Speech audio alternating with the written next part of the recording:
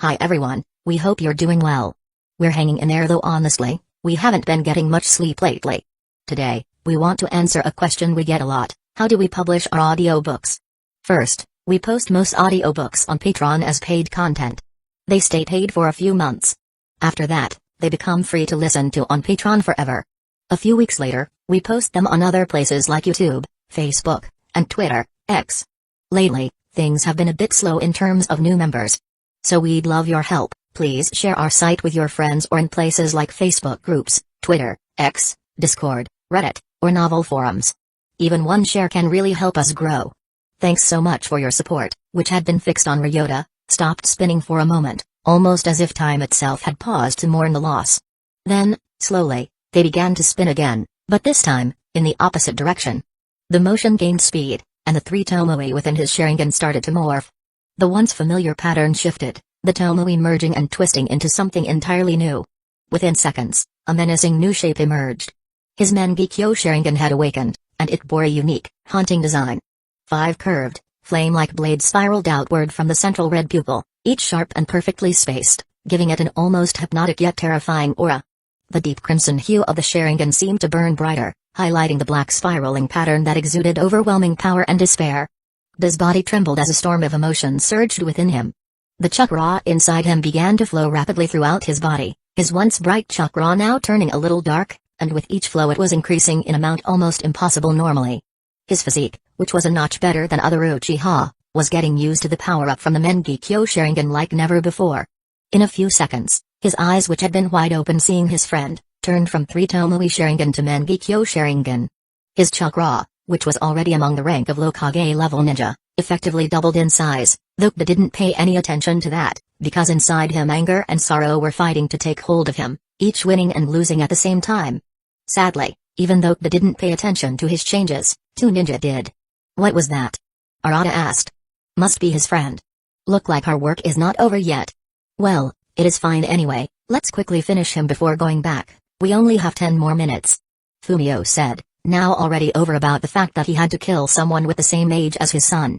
Both of them went toward the voice they heard when they suddenly stopped, raising their guard to maximum. Due to his inner turmoil, he didn't pay any attention to hiding his chakra. Did Hidden Leaf Village send someone so fast? Arata said, as beads of sweat formed on the back of his neck. No, it is not possible. Maybe he was already here and was notified about the attack. Fumio said, facing a similar situation, but his experience forced him to not lose his cool. But all of the Hidden Leaf Village top ninja are located somewhere else. How can someone be here? Arata said, being about the few experienced ninjas, they have a little more information about the mission. I don't think he is someone from the top, they will not make such a rookie mistake to show their chakra like this. Let's go and check out. Fumio said, analyzing the situation with a clear mind, but he made a very, very wrong choice, he chose the wrong direction to go. Chapter 357, Cold Anger. Kda, kneeling on the ground, struggled to comprehend why everything had unfolded as it did. His mind was a storm of questions, but suddenly, he heard, or saw, 2 figures moving in his direction. The faint ripples in the air around him betrayed their presence, a disturbance so subtle it would have been imperceptible to any other Uchiha. But Kda's eyes could see it. The Sharingan had countless benefits, too many to name, but it came with a significant curse, the ability to perceive everything in excruciating detail and recall it with perfect clarity, as though it were happening all over again. When Kda's involuntary gaze shifted to the approaching figures, a vivid memory surged forward, unbidden and unrelenting. It wasn't just the lifeless body of his friend that he had seen upon arriving, it was something far more damning. Standing beside Ryota's fallen form had been another person. A kunai rested in their hand, the blade still slick with blood, not dried, but fresh and warm. A single crimson droplet had clung to the tip, trembling before falling. It struck the scorching desert ground near Ryota's neck and evaporated instantly in the blistering heat. Kda relived that moment as though it were unfolding anew. The sight of the one responsible for his friend's death now standing before him was the final blow to the fragile balance within him. The storm of his emotions, teetering between an empty void and seething rage, found a victor. But the rage that surfaced wasn't the explosive, fiery kind familiar to most. Kda's anger was cold. Cold and calm, the worst kind of anger possible. The 2 Hidden Clouds Village Jonin moved cautiously toward the sound, their every step deliberate. They had already sent a message requesting reinforcements, because amateur or not, anyone with chakra reserves of this magnitude was a threat to be taken seriously. Their strides were slow, careful. The tension in the air thickened with every step they took toward the sound. Their instincts suddenly went into full alert mode when they saw who was the source of that sound, and Chakra, a boy, not much older than 12 to 13 by looks, was kneeling on the ground, his face still obstructed by darkness since he was facing away from the moon, but his eyes were tearing through the darkness that was engulfing his face. The eyes they had just heard about in myths and stories, horror stories of old ninjas. Uchiha themselves were a force any ninja village was cautioned of, or to be blunt, afraid of. It was the norm to never fight an Uchiha alone, even one a level below you. If you had to, just run, because otherwise your death was almost confirmed. And this was the case with normal Uchihas. When it came to Uchihas with 3 Tomoe Sharingan, they were already in the realm where 3 ninja might be required for a single Uchiha. But there was information available that even 3 Tomoe Sharingan was not the final form of Sharingan. There was one more even powerful form, where it gained a pattern so beautiful that you couldn't look away from it. In such cases, the ninja was already at a rank where ordinary ninja, no matter Jonin or Elite Jonin, didn't stand a chance against them and would need an S-rank ninja to go against them. It was speculation that Shizue Uchiha had those eyes, but nothing was certain. Shizue Uchiha, Arata said, a feeling of dread washing over him, because if it was, then he was dead even before the reinforcement squad could form, let alone move. But to his relief, Fumio shook his head. Shizue was seen at the other border of Fire Country. Even though he is fast, there is no way he can reach here so soon, and look closely, this boy is much younger than Shizue. When that point was made, both of their minds went to 2 young Uchiha who already had 3 Tomoe Sharingan and were the reason this whole operation had started. Since one of them was the child of the Uchiha clan head, there was no way he would be here. That only left one option. Uchiha, they both thought at the same time. For a moment, even greed could be seen on their faces. Gda, who was a source of disgrace for many of the main 4 hidden villages, had quite a bounty on him in the black market, while also having great value in Hidden Cloud's village. If they somehow brought back his head, they both would surely be promoted to Elite Jonin rank, a once-in-a-lifetime opportunity. An opportunity for which they decided to ignore their instincts, which were shouting at them to run from that place without looking back. But they steeled their resolve and made their way toward Gda. Suddenly, both of them stopped and their eyes went black. Inside their minds, they were screaming like crazy because they were being burned by flames much hotter than any jutsu they had ever faced. It was so hot that they should have been burned to crisp in seconds, but there was a green light accompanying the fire as well, whose role was to heal them.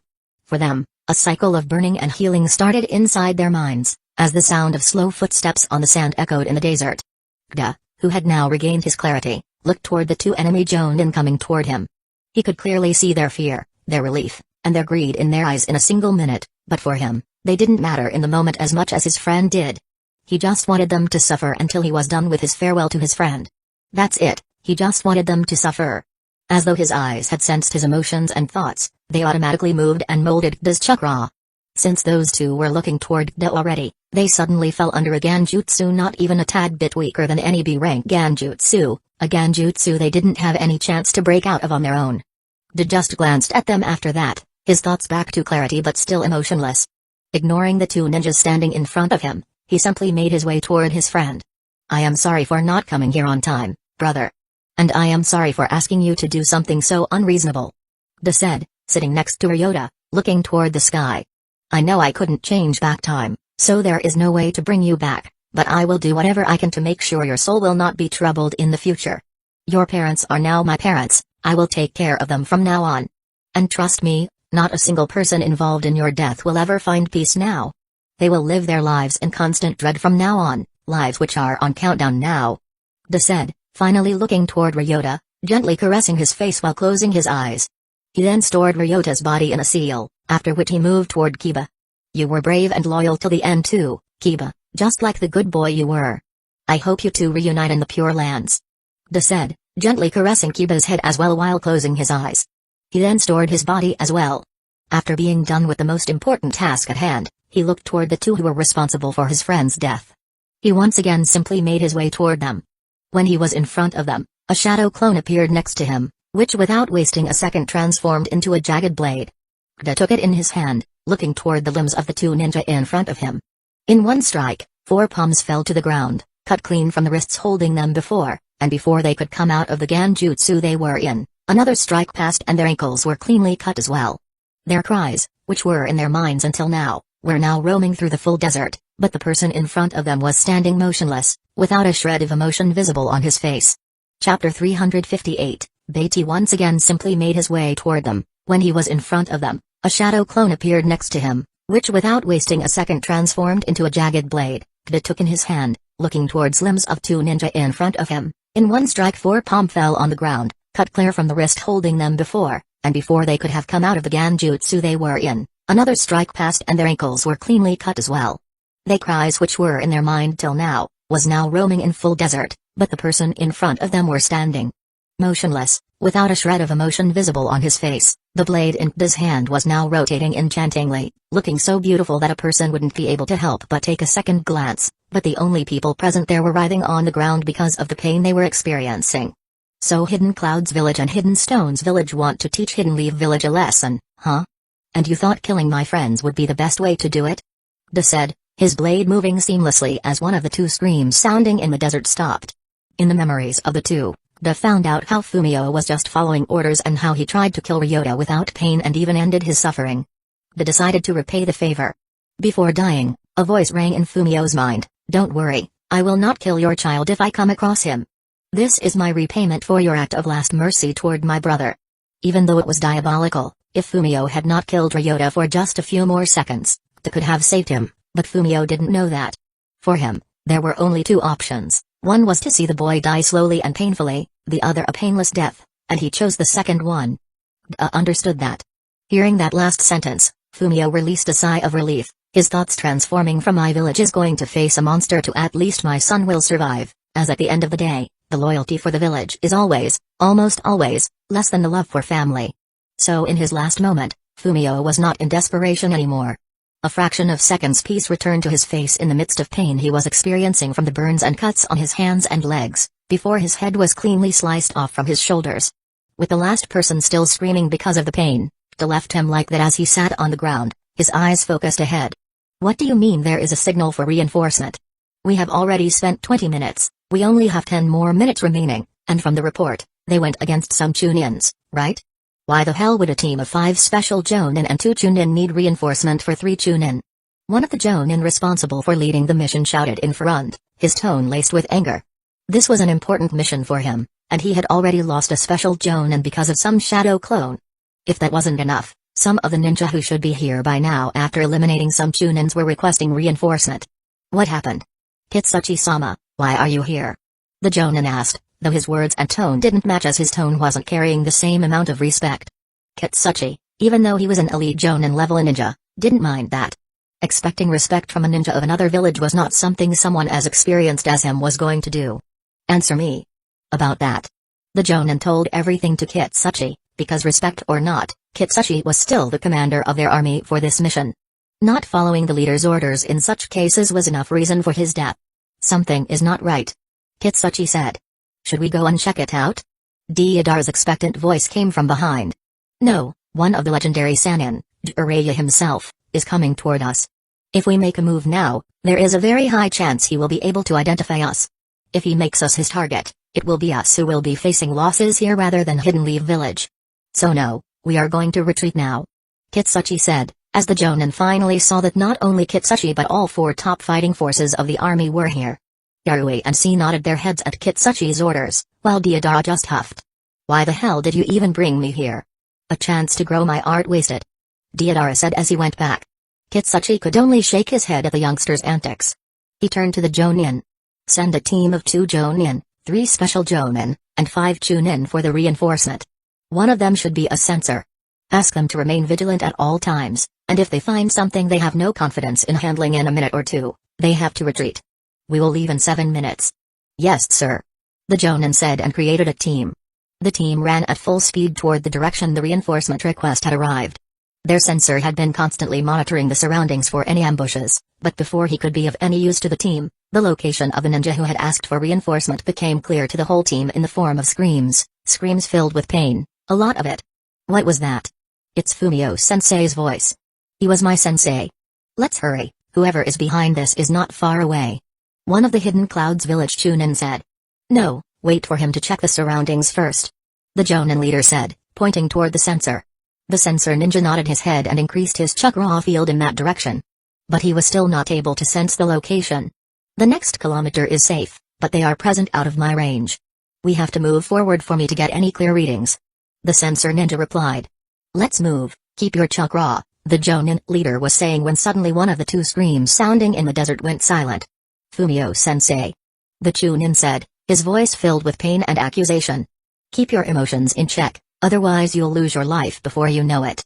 The Jonin leader said. Even he was sad about the loss, but the orders were clear, maintain constant vigilance at all times. So they swiftly but alertly made their way toward the last sound coming to them. Just when they were 800 meters away from the location of the incident, the sensor stopped. What is it? The Jonin leader asked. He knew the news wasn't good from the sensor's face. Sir, I can sense 2 chakra signatures. One of them belongs to Arata, a special Jonin from Hidden Clouds village, but the second one is foreign and it's massive. Really massive. Every sensor ninja in the team was asked to memorize the chakra signatures of their allies as a prevention against transformation jutsu, so the sensor knew Arata's chakra, but the second chakra was the cause of his worry. How large? All of us here combined don't have even half, not even 1/3 of his chakra. The sensor said. We are going to retreat. There is no use in fighting here. The Jonin said. Even though leaving an ally in such a state was heart-wrenching for most of them, they knew the orders must be followed. Also, they knew he was most likely bait to lure them in, so the most logical thing in this scenario was to go back and regroup. Just when they were about to turn, the sensor ninja went stiff. Everyone, prepare yourself, he is here. A cold voice completed the sensor's sentence, at which all 10 of the ninja drew out their weapons, all pointed toward the voice. How heartless of you, leaving your friend behind in such a state. A young boy said. Even though everyone was astonished how such a young boy was giving off this much oppressive feeling, that astonishment was diminished because of the eyes of the boy, the eyes which were glowing in the dark, with a beautiful pattern inside them. Normally they would have been in a Ganjutsu by now, but they didn't want that because there was no need. He wanted them to feel the same thing Ryota felt in his last moments, hopelessness. Before the Jonin leader of the team could decide anything, the boy in front of them placed his hand in front of his right eye and said, Takamagahara. Chapter 359, Domain. Before the Jonin leader of the team could decide anything, the boy in front of them placed his hand in front of his right eye and said, Takamagahara no Shihai. As soon as those words left his mouth, an area of 10-meter radius suddenly lost all of its color. Even though it was already night and there wasn't much color in the first place, for the ninja present there, the difference was stark. The sand, the rocks, clothes of their allies and even their own, and last but not least, the darkness, all of it had lost color. At that time, the experienced ninja from the group finally understood what they were facing, an Uchiha with a higher level of Sharingan than 3 Tomoe Sharingan. The Jonin leader wanted to shout, to give orders of retreat, to run, to go back, but then another thing became apparent to him, he couldn't move. And he wasn't the only one with such thoughts. By now, every one of them had tried to do anything, from trying to turn to their leader for orders to trying to form hand signs to attack the enemy, only to come to the realization that they couldn't do anything. The Jonin among them started to use his chakra to move forcefully, to break through this cursed state with force, but before he could even use enough chakra to empower his body, the boy appeared in front of him. The movement was so fast that it almost looked like teleportation, but he knew it was just pure speed if the trail behind was any indication. The Jonin leader knew his time had come. In the last seconds of his life, the only regret in his mind was coming here. He should have just gone back when there were cries sounding in the desert, it was an obvious trap. But being overconfident in their numbers, he had taken an unnecessary risk, a risk that was totally worthless and would now be the reason for his death. But still, he kept looking into the eyes of the boy, showing that he was not afraid of death at all. It's a good thing you are stubbornly looking in my eyes. I can read your memories easily now. The boy said. Hearing that, the Jonin cursed his stupidity and quickly tried to close his eyes, but suddenly the power which was stopping their movements somehow was now focused on him, making even closing his eyes impossible. The boy in front of him smirked, and then he felt chakra invading his brain, but there was nothing he could do now. Within seconds, the boy was finished and moved the blade in his hand in an upward arc, bisecting the Jonin leader into equal parts. You fucker. The second Jonin of the team shouted, the only other person who had a chance of moving in the field. Even though before moving even a little was impossible, when the power was focused on the leader, he tried his best and took out explosion tags from his pocket. Even though he couldn't throw them, there was no need for it, since he was sure he was going to die. There was only one intention left in his mind, take the enemy with him. When others saw the explosion tags in the Jonin's hand, they were afraid. They knew what it would mean if he ignited those now, since they couldn't use any jutsu nor move, they would be blown to smithereens. But that fear was soon overtaken by resolve. Seeing their leader dead, they knew they had no chance of surviving, but this way they would get their revenge with death along with removing a potential threat to the village. Seeing this, the other three special Jonin also did their best and took out their explosion tags as well. All of this happened in mere 15 seconds, a time so insignificant in the life of a person, but it was the time 9 ninja had made up their minds to die for their village. All 4 of them exchanged glances, affirming each other's actions before they ignited all of the explosion tags. Wow, you guys really want to kill me, huh? Well, you're just following orders, not like we're enemies, but let me make it clear. The boy said, and in the next second, wind blades formed around the explosion tags, bisecting them along with the hands of the ninja holding them. And they couldn't even scream because they couldn't move even a muscle in their body inside the domain they were in. But the pain they felt was nothing in comparison to the helplessness they were feeling. They were ready to die, ready to sacrifice their lives for their village, but the enemy in front of them was way too strong for them to have even a chance against him. They were now just lambs in front of a slaughterer, waiting to be slaughtered. They looked toward the 9 remaining ninja inside his domain. When their last attack failed, they lost all hope, waiting to die. Seeing them like this, and giving a cursory glance to their recent memories, they lost all will to torture them, as even though it was them who had killed people, it was just because they were following orders, all but one person who thoroughly enjoyed killing ninja, especially young ones, because they were more talented than him. He raised his sword once again and appeared behind the ninja. Behind him, 7 heads fell from their bodies. At that time, the domain had been active for more than 75 seconds. His eyes spun once again, and the domain faded as color returned to the world for the 2 remaining ninja. Well, only one of them could see the color as the second was already in a Ganjutsu, suffering through what one could consider hell. What do you want with me? The only remaining ninja, a Chunin who was Fumio's student, asked while still alive. You didn't kill any ninja, even when you had a chance. Why? Da asked. There is no need for you to answer. Da said, and in the next second his sword moved one more time. The Chunin tried to block the sword with his kunai, but it was slashed along with his arm, which was not only slashed but also burned, which stopped the blood from flowing out, though it was the last of his worries as he now felt why they were hearing such loud screams when they came here. But then something unusual happened. Kda's hand glowed green, and within seconds, the pain that the boy was feeling vanished. You will not be able to be a ninja anymore, but you will live. Go and find yourself something better to do. Kda said. The Chunin was dumbfounded at that, not knowing what he should do now. Oh. Also, please pass a message of mine to your superiors. Tell them to inform their Kages they have just made their worst enemy. And they could count their days on hand. Soon there will be only 3 great ninja villages remaining in this world, and this is a promise of Uchiha. Da's face was still expressionless when he said these words. Even though no emotion could be seen on his face, the Chunin felt an immense amount of anger hidden behind each of those words. Chapter 360, Chase. Even though Da said those words in the calmest way possible, the Chunin felt an immense amount of anger hidden behind each of them. If someone had told him these words before seeing what he had just witnessed, he would have scoffed. A ninja threatening 2 hidden villages with eradication, villages backed by thousands of ninjas and Kages as strong as armies themselves. But now his confidence was not that high anymore. Still, he was relieved that he would not die today. Even though he had lost his hand and couldn't continue being a ninja anymore, his loyalty toward his village was not reduced even a tad bit. Since for a ninja village there is only one thing worse than an S-rank ninja as a threat, an S-rank ninja whose skills are unknown to you, he wanted to inform his village about whatever happened here, and for that he was grateful for the mercy he was provided with. Without hesitation, he ran back toward the outpost, while Kda and the second Chunin remained there. Kda looked toward him. By now he had already suffered enough, so he ended his life as well, along with Arata's, who had been constantly screaming until now. After everything was done, Kda used wind instantaneous movement jutsu several times and arrived 20 kilometers away from his previous location, after which he simply lost consciousness. All of his chakra reserves, which were now 10 to 15 times more than any elite jonin of Hidden Leaf Village, were empty within just 2 minutes.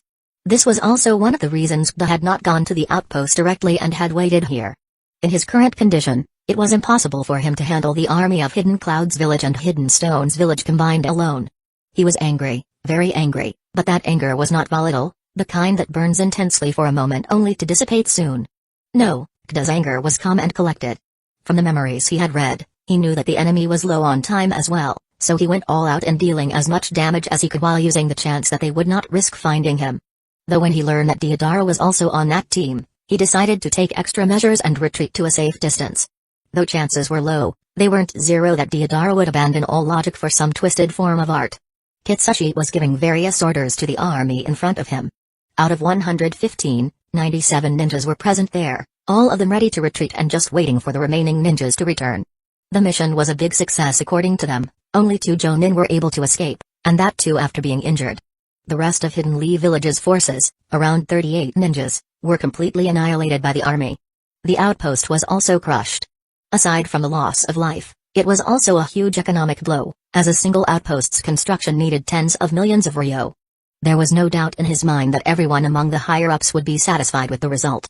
While he was going through the report one last time, he felt a chakra signature approaching them at high speed. After sensing it, he knew whose chakra signature it was. He disappeared from his position and appeared near Ryuma. "Why are you alone?" Kitsuchi asked as soon as he appeared in front of Ryuma. Ryuma, who had just suffered something straight out of a nightmare, was already on edge when someone appeared in front of him suddenly. His brain didn't register anything at that moment, not even the question, as he took out a kunai with his remaining hand and attacked the person. Obviously, the attack was stopped easily by Kitsuchi, during which he discovered Ryuma's condition, and he was not having a good feeling about it. "Everyone else is dead." "Everyone?" Ryuma said as soon as he saw that he was safe and the person in front of him was an ally. Though his eyes were lifeless, he passed out in front of Kitsuchi after delivering the message. "Damn it!" Kitsuchi mumbled as he brought Ryuma along with him to the army. "What happened?" C asked, seeing Ryuma in that state. He was from Hidden Cloud's village, and seeing a ninja from their village in this condition was deeply concerning for him, especially since he knew where he had been sent. The team sent for reinforcement, along with the ninja before them, are dead. He is the only survivor.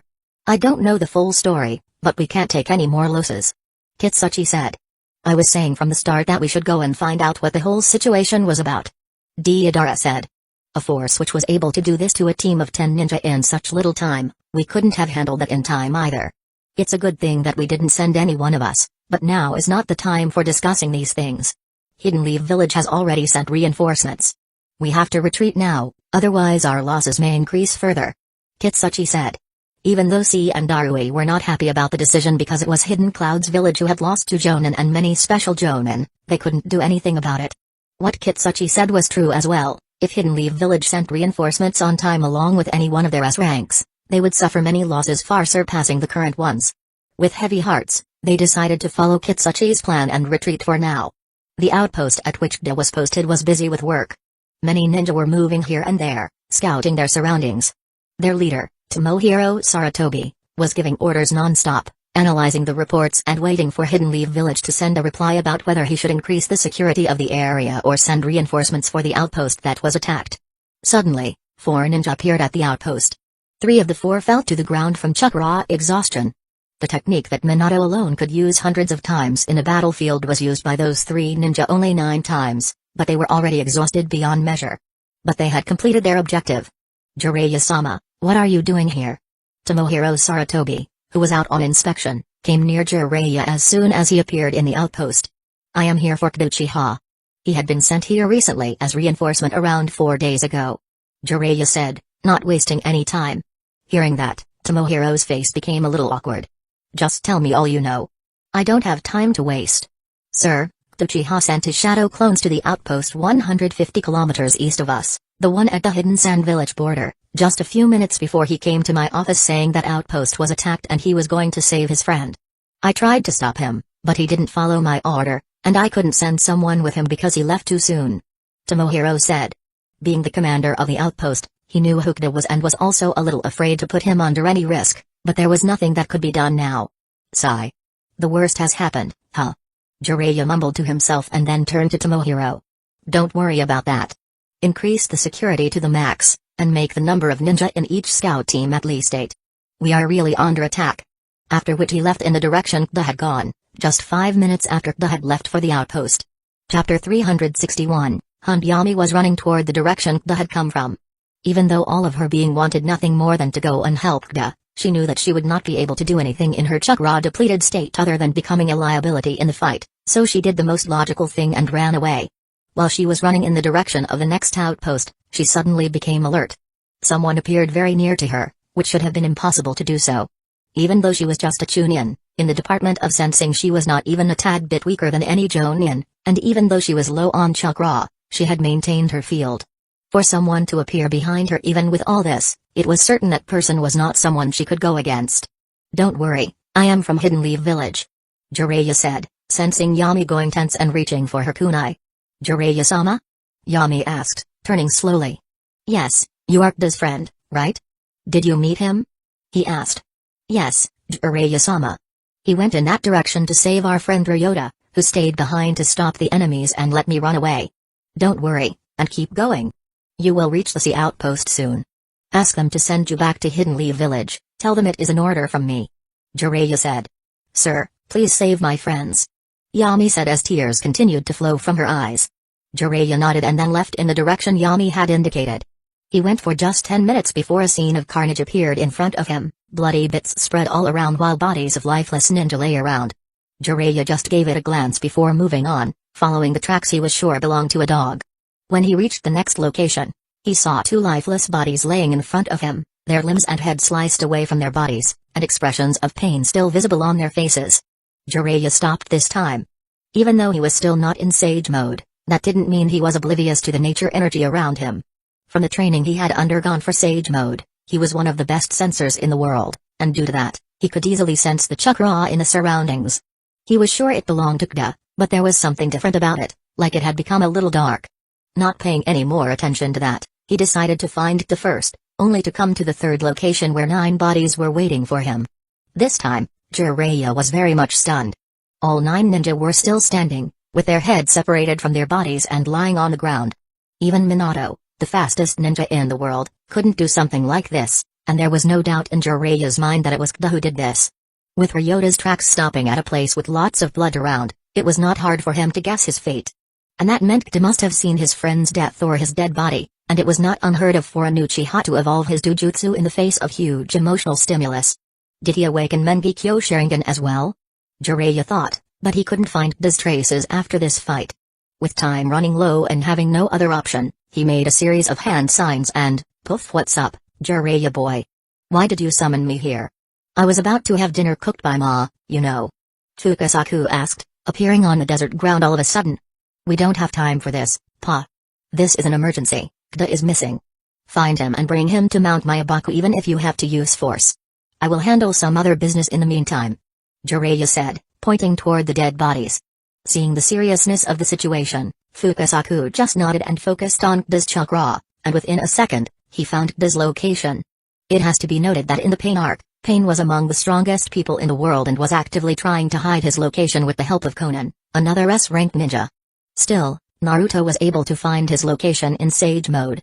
Now compared to him, Pa had multiple times more experience in Sage Jutsu. For him, finding someone whose chakra signature he already knew was not difficult at all. After finding him, he swiftly went in his direction while Jiraiya now made his way toward the outpost. "Huh, they really want to start a war, huh?"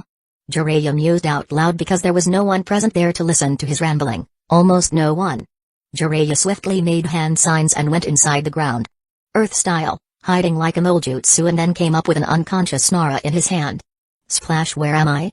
Shinji woke up in shock from a splash of water on his face. "On the ruins of the outpost you were once commander of," Jiraiya said, still searching the surroundings. "Jiraiya-sama, thank you for saving me," Shinji said. "No problem. I guess you are the only one here who is alive?" Jiraiya asked. "I ordered everyone to retreat. If we are lucky, some of our Jonin may have survived, but I will not keep my hopes high about that. Those fuckers had us surrounded," Shinji said. "I don't need a report. Here, there are these 5 trails going from this outpost, an obvious attempt to stop any pursuers. Can you guess which one they took?" Jiraiya asked, since he was the only one here and couldn't check all 5 paths alone. "None. Aside from these, there must be some hidden trail, I guess." But Jiraiya just shook his head. "If not, then that means all of these routes are correct and they will join at the end. If we took any one of them, the forces there act as decoy to let the main force run away, a classic tactic of the Third Ninja War. Sadly, there is no way to counter it if we don't have sufficient numbers." Shinji analyzed in a heartbeat, showing why Nara ninja were considered the best strategists. "So that means they have divided their force in 5 parts, right?" Jiraiya asked. "Most likely. Then let's give some of them a chance to sacrifice themselves for their village." Jiraiya said and was about to make his way toward one of the paths when Shinji said, The most you will be doing is killing a few, at most 4 to 5 ninjas, because if my guess is correct, they will divide once again, so there is not much benefit in doing all this, Lord Jiraiya, unless you are planning on following each trail. Well, that will not be possible, I guess. Jiraiya said. Yes, they will try to create as much distance between them as possible, so please don't take it to heart if you couldn't find many. Shinji said. Fine, but since I am here, there is no way I'm not going to give them a return gift, so take some rest and then go to the outpost in the east. They will handle the rest. Jiraiya said and went toward the trail in the center. Chapter 362, Grief. Jiraiya moved with practiced stealth along the central path, his eyes following trails which should be invisible to normal ninjas. Normally, a ninja is trained to hide their traces like everything else, but not all are masters of this technique. With hundreds of ninja running away in different directions, the work was not flawless, and being in an unfavorable location didn't help in this case either, leaving many traces for Jiraiya to find. Out of all he could see, this route had seen the heaviest traffic. More importantly, the residual chakra signatures, though fading, were strongest here. The enemy had tried to be clever with their 5-way split, but they couldn't hide everything.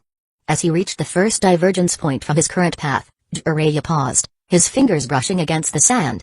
This time the ninja had actively tried to hide their chakra, meaning tracking them through chakra would be difficult. Luckily, they were not fast enough and had just passed this area a few minutes before. The northwest path, he decided, noting how the sand was a little more compressed in this path than others, suggesting recent passage of multiple bodies. The other paths showed signs of travel too, but this one had the marks of the larger group. Jiraiya patiently followed the path in front of him, finding traces every now and then. They had moved in a zigzag pattern with enough randomness to evade many pursuers, but not a Kage level 1. His patience was rewarded about 10 minutes later when he caught sight of movement ahead.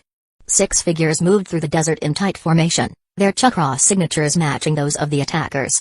Jiraiya's eyes narrowed as he assessed them from afar, 5 Chunin level signatures and 1 special Jonin, likely the unit leader. Not even a Jonin among them, Jiraiya thought, slightly disappointed. His hands moved through a series of seals with practiced efficiency. Earth style, swamp of the underworld. He whispered, his chakra flowing into the ground beneath the fleeing ninja. The effect was immediate and devastating.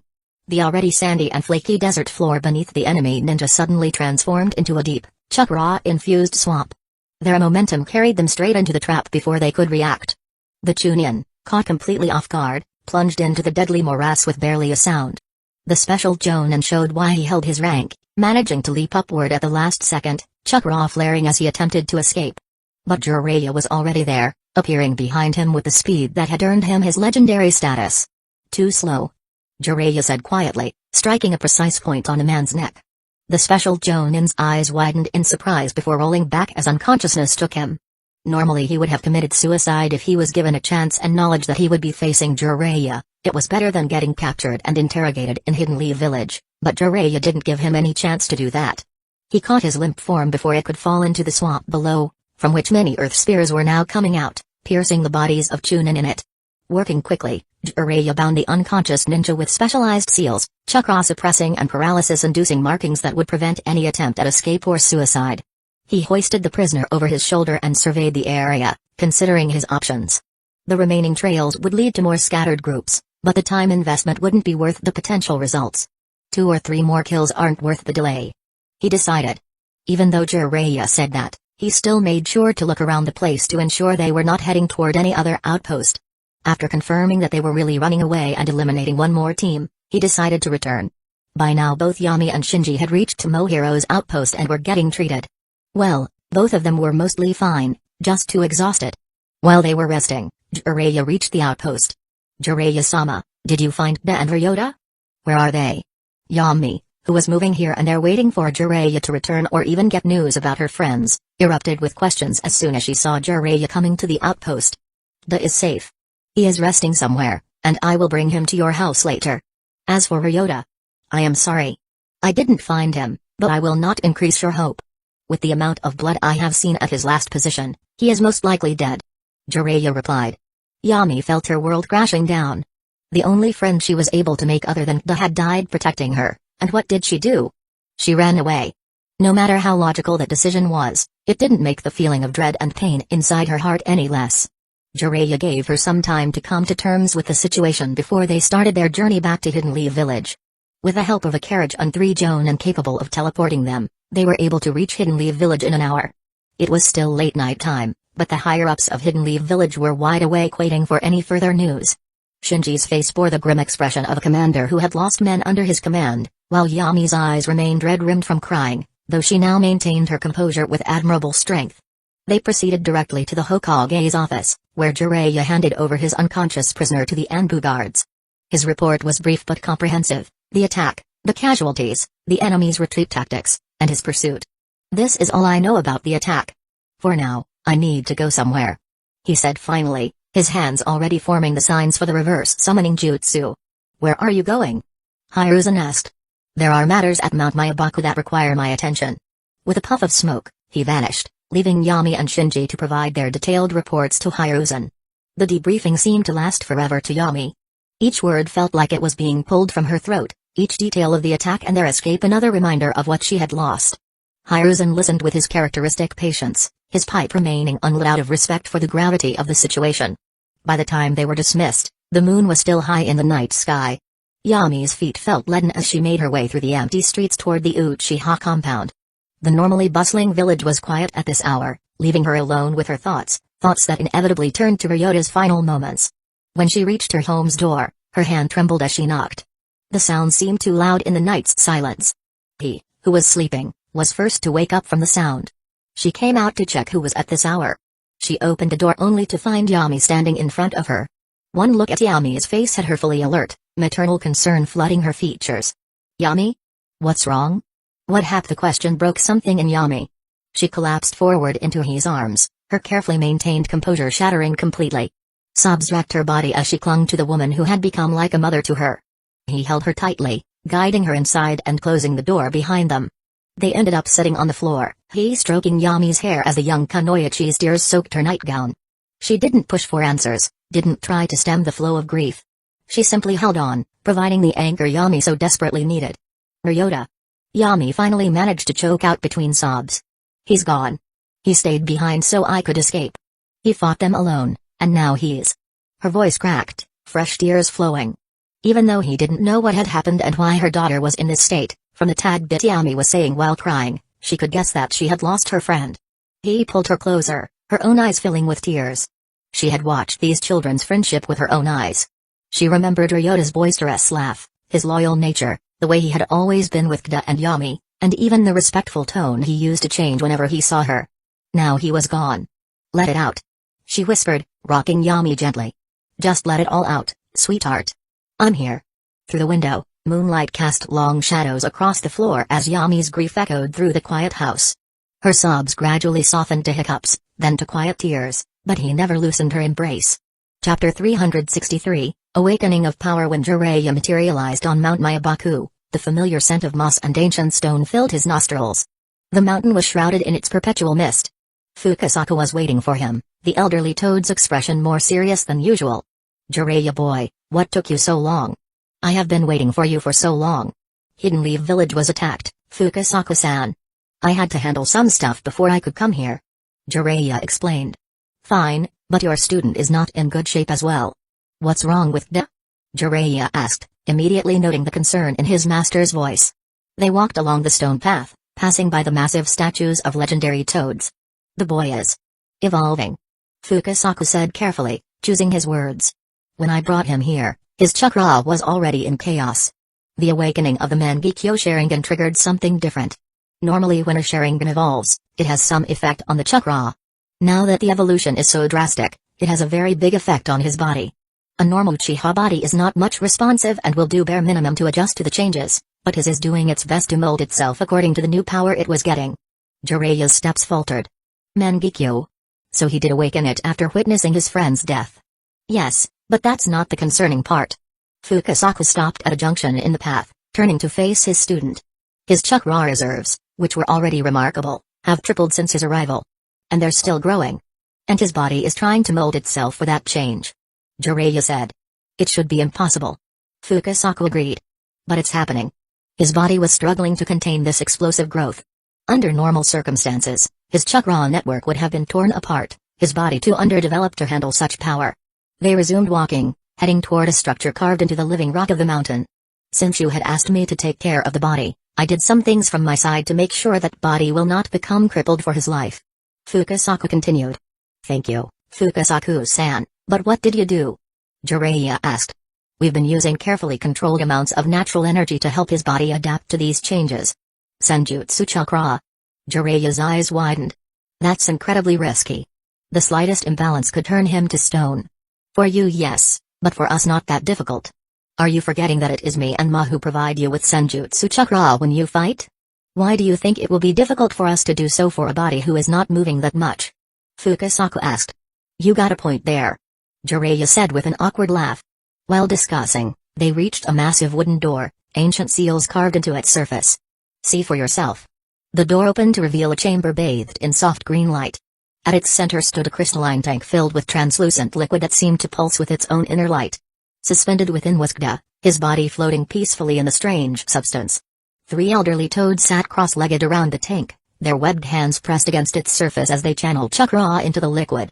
Jiraiya approached the tank slowly, studying his student's face. Despite the circumstances that had brought him here, Kda looked serene, almost peaceful. And unlike what Fukasaku had said, he didn't look to be in any danger at all, quite the contrary, he looked much healthier than before. His physique had changed and was becoming more lean and muscular while his height had also increased by a few centimeters. The healing waters of Mount Mayabaku, along with various herbs from the mountains near us. Fukasaku explained, noting Jiraiya's questioning look. Combined with natural energy, they're helping his body adapt to these changes. All these elders are seeing the process personally, so there is nothing for you to worry about. When can I take him back to the village? Jiraiya asked, placing a hand against the cool surface of the tank. Fukasaku shook his head. Not yet. The natural energy we've used to stabilize him needs time to properly integrate with his system. Remove him too soon, and his body will either explode from chakra overload or turn to stone from unbalanced nature energy. Jiraiya nodded, already expecting something like this. The village and his family can wait. Please take good care of him, Fukasaku-san. There's something else you should know. Fukasaku said, his voice lowering. Before falling into his current sleep, the great sage spoke of your student. He said the boy could become crucial to the future, if he doesn't become hell-bent on destroying the world. Jiraiya's expression hardened, but then he remembered something and sighed. That won't happen. Unlike many Uchiha, Kda, though he lost something precious, still has strong bonds tying him to the village. His girlfriend, Yami, survived. He has family in Shizui, Naruto, and he won't fall into darkness so easily. Perhaps. Fukasaku conceded. But expecting him to remain unchanged after this would be foolish. The power he's gaining, the trauma he's experienced, these things leave marks on the soul, Jiraiya boy. Even if he doesn't turn to darkness, the Kda who leaves this mountain won't be the same one who arrived with you few days prior. They stood in silence for a moment, watching the gentle swirl of the healing waters. The elderly toads maintaining the tank haven't moved or spoken, their concentration absolute as they regulated the flow of natural energy. How much has his chakra increased since you brought him here? Jiraiya asked finally. It's still growing. Fukasaku replied. We're monitoring it carefully. The rate of increase has slowed but hasn't stopped. His Mangekyo seems to be acting as a catalyst, pushing his body to evolve beyond normal limitations. We've never seen anything quite like it. Jiraiya ran a hand through his white hair, thinking. The combination of Senju and Uchiha blood, plus the emotional trauma of awakening the Mangekyo. It's creating something new. Something unseen. Jiraiya said. Indeed. The great sage seemed particularly interested in this development. Before entering his sleep, he instructed us to take special care with the boy's treatment if something like this happened. Whatever Kda is becoming, it's significant enough to catch his attention.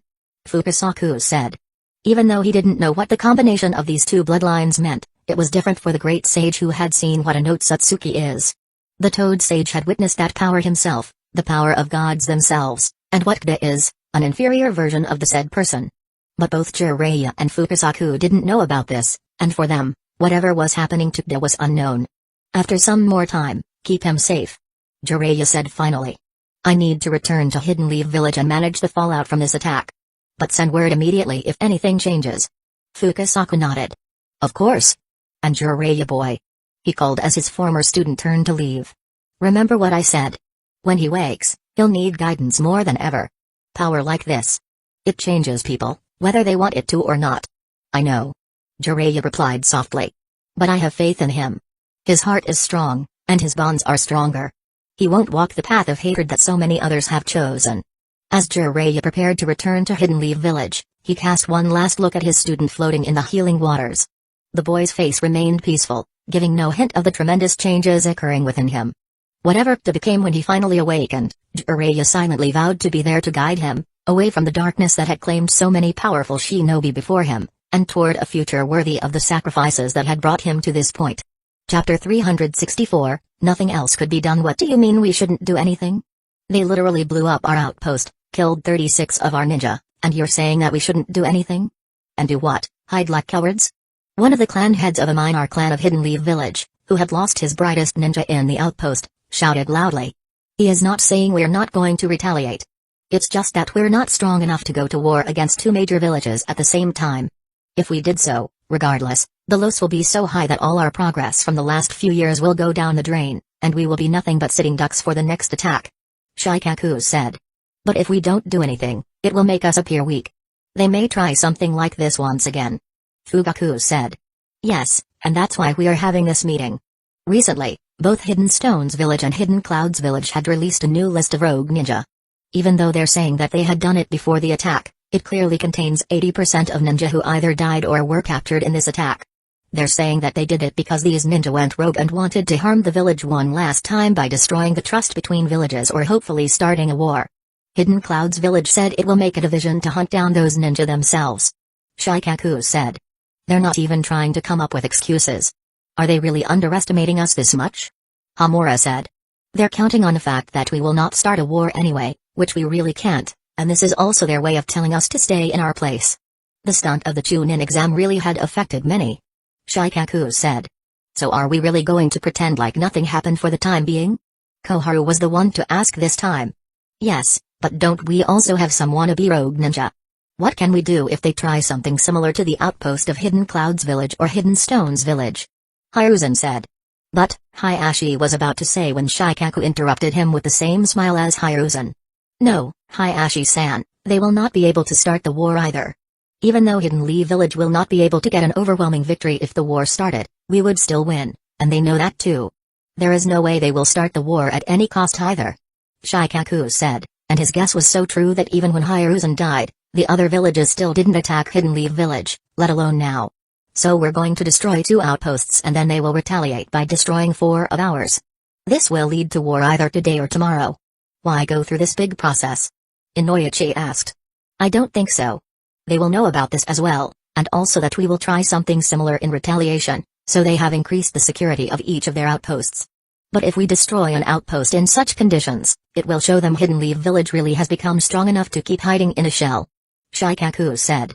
And how will we do? Fugaku was saying when the room of the office opened. Fugaku, are you busy?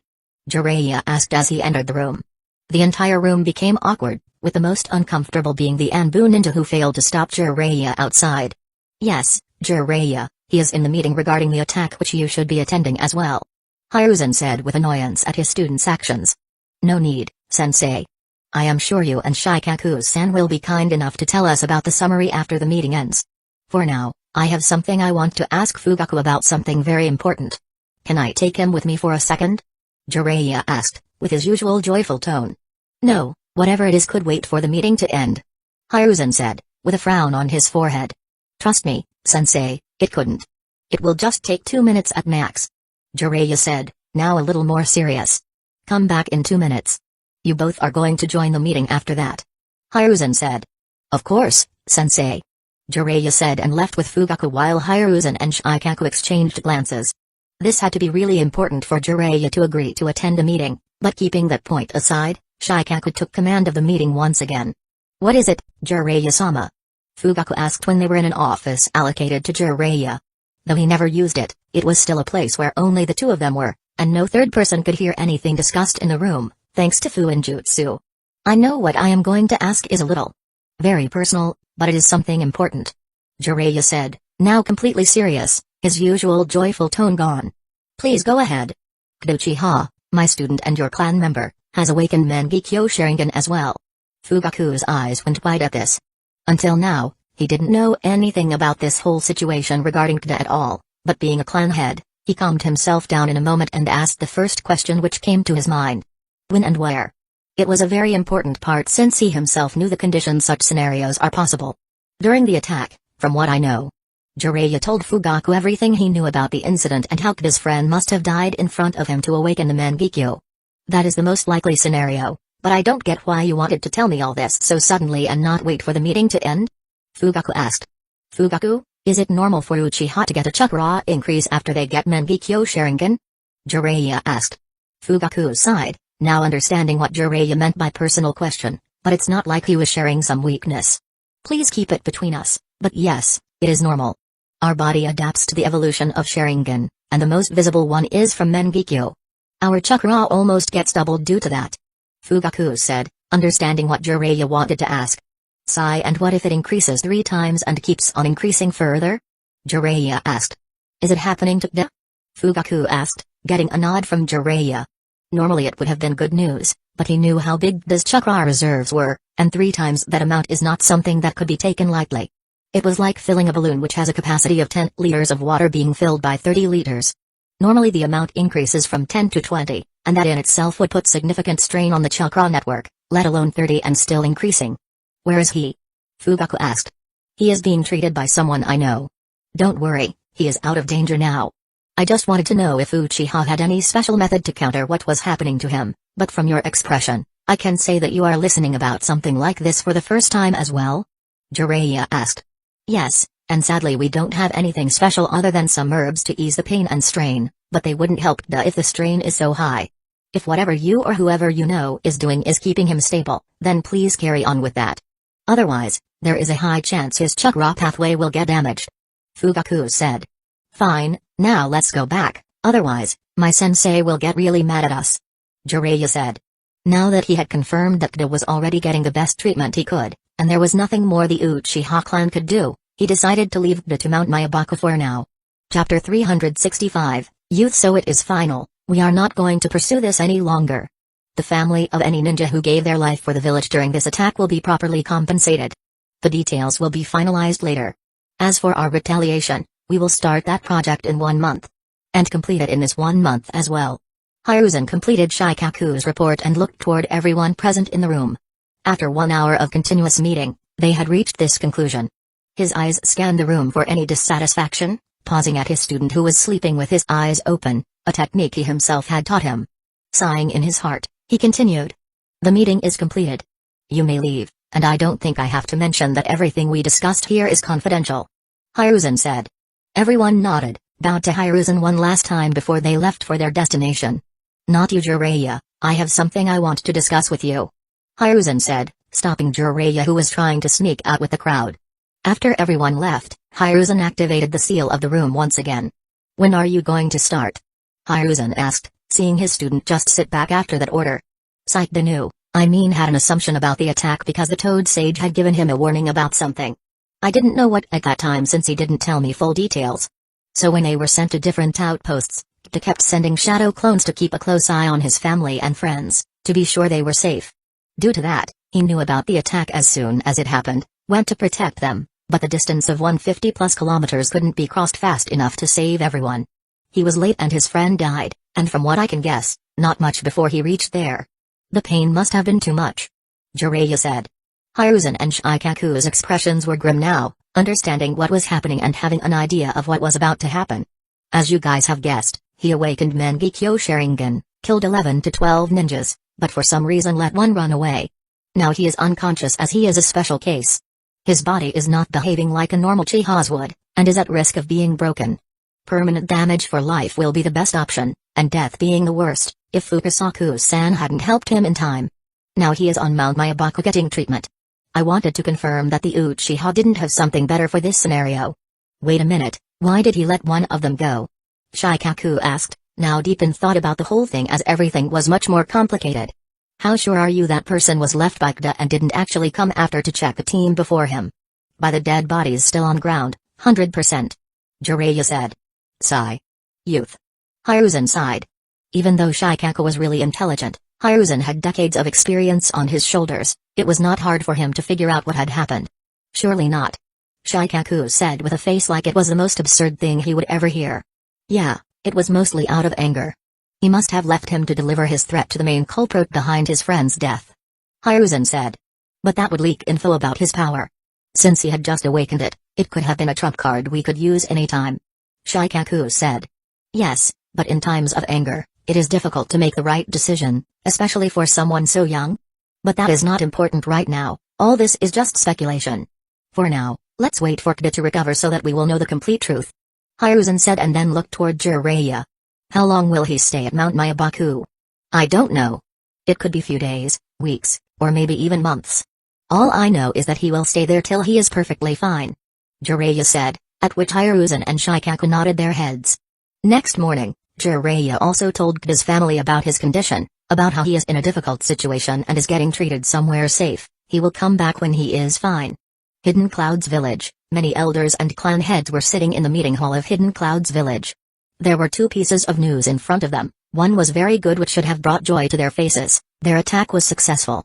They eliminated all of Hidden Leaf Village's forces on the outpost. The complete outpost was demolished. It was everything they wanted to achieve, but it was the second report that was a big problem for them.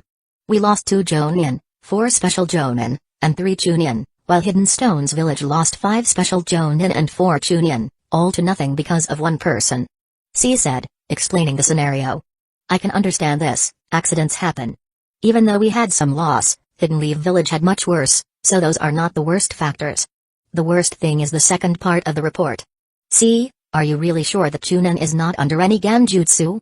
One of the elders asked. No, he has been checked multiple times, and from what we know from mother testimony, it matches completely. Uchiha's clone was trying to protect 3 children, most likely his friends, and then when he really appeared on the battlefield, there should have been death of some of them, if not all. It may have been the reason for his Sharingan to evolve, since it is not a mystery that happens, we all have seen that in wars. C said, so an 11-year-old brat thinks that he can erase my village out of existence just because he had awakened some power? Looks like my reputation has grown weak, now even a child can think he can speak anything in front of me? A said, anger evident in his voice. But others didn't share the same anger because if the first part of the report was true, then that means the second part may be true as well. In the second part, there was the description of power the Chunin felt, and from what he had described, it was like he was in the presence of a god. Without his permission, they couldn't even breathe there. When asked for details, the Chunin shuddered and fainted. After many medicines and rest was he able to give complete details which were now in front of the council, and unlike A, they couldn't take it lightly. Aside from his attitude, it is not a hidden fact that Hidden Leaf Village has now gained 1 more S rank in their ever-increasing arsenal, and that 2 Uchiha who are a pain in the ass even as Jonin. One of the most senior elders said. He was an elite Jonin even at the time of the 3rd Raikage and his trusted aide as well, so his words had weight in the council even now. Yes, Masaki-sama, and now it looks like it was us who faced more loss than Hidden Leaf Village. They had lost 37 ninjas but got an S rank way more valuable than the number. As for us, we only lost without gaining anything. Another elder said. For now, let's focus on Hidden Leaf Village's retaliation. This boy can wait since there is no way Hiruzen would let that boy leave the village for months, at least not until everything settles down. But the attack from Hidden Leaf Village will come back soon, and most likely in the same format. Masaki said. We already planned for this and will go with the same plan. Both Hidden Stones Village and us will increase the security at the border outpost and increase the number of spies in the Fire Country. The same thing Hidden Leaf Village did and still lost an outpost. No, they only strengthened their outpost near our borders, and if we had attacked them, a force at least twice the one we used would have been required. But we will not make the same mistake and will strengthen all borders even if we have to stop taking some missions for now. That will not matter much in the long run. A said. If you think this is enough, then do it. Masaki said, and everyone agreed with him as well. Chapter 366, Awake. What do you mean we had to run away? He was just a single boy, same age as me. You think he would have been a threat to 100 ninja along with you, me, and 2 others with the same power level as us? If you were so afraid, you could have just told me, I would have handled him myself. Deidara shouted at Kitsuchi. That was the reason he didn't tell you, Deidara. You wouldn't have listened to his commands otherwise. You're still stuck on your loss in the Chunin exam, it's about time you leave that behind. For a ninja, anger is the worst issue they could have, and not knowing your own power level along with your enemies is even worse.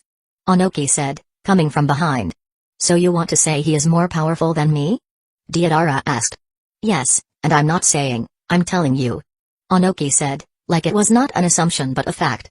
What the hell did he do that I couldn't do? Just killing 10 ninjas? I can kill 10 ninja in one attack as well, just give me a chance. Deidara said. There is no doubt you can, even an elite Jonin can do that, and you are almost leaving that territory. Onoki said. Then why do you think he is more powerful than me? Deidara asked. Because the enemy you will kill will only see you as a powerful shinobi, that's it. But the one who came back from his attack didn't say that, he presented him as a god. That power difference means that there was not even a chance for someone weaker in the first place to go against that person. I have only seen 2 persons whom I felt the same feeling from. Considering I was already Kage level at that time, those 2 and he couldn't be compared, but the estimation could be made. He is already in an area where an elite Jonin will not have any chance against him at all, alone that is. But for now, you are no match against him. Practice some more and maybe you will be in the future. Onoki said, remembering how a single man barged into Hidden Stone's village, and all of Hidden Stone's village with him and his sensei, the second Sushi Kage of Hidden Stone's village, couldn't do anything rather than kneel.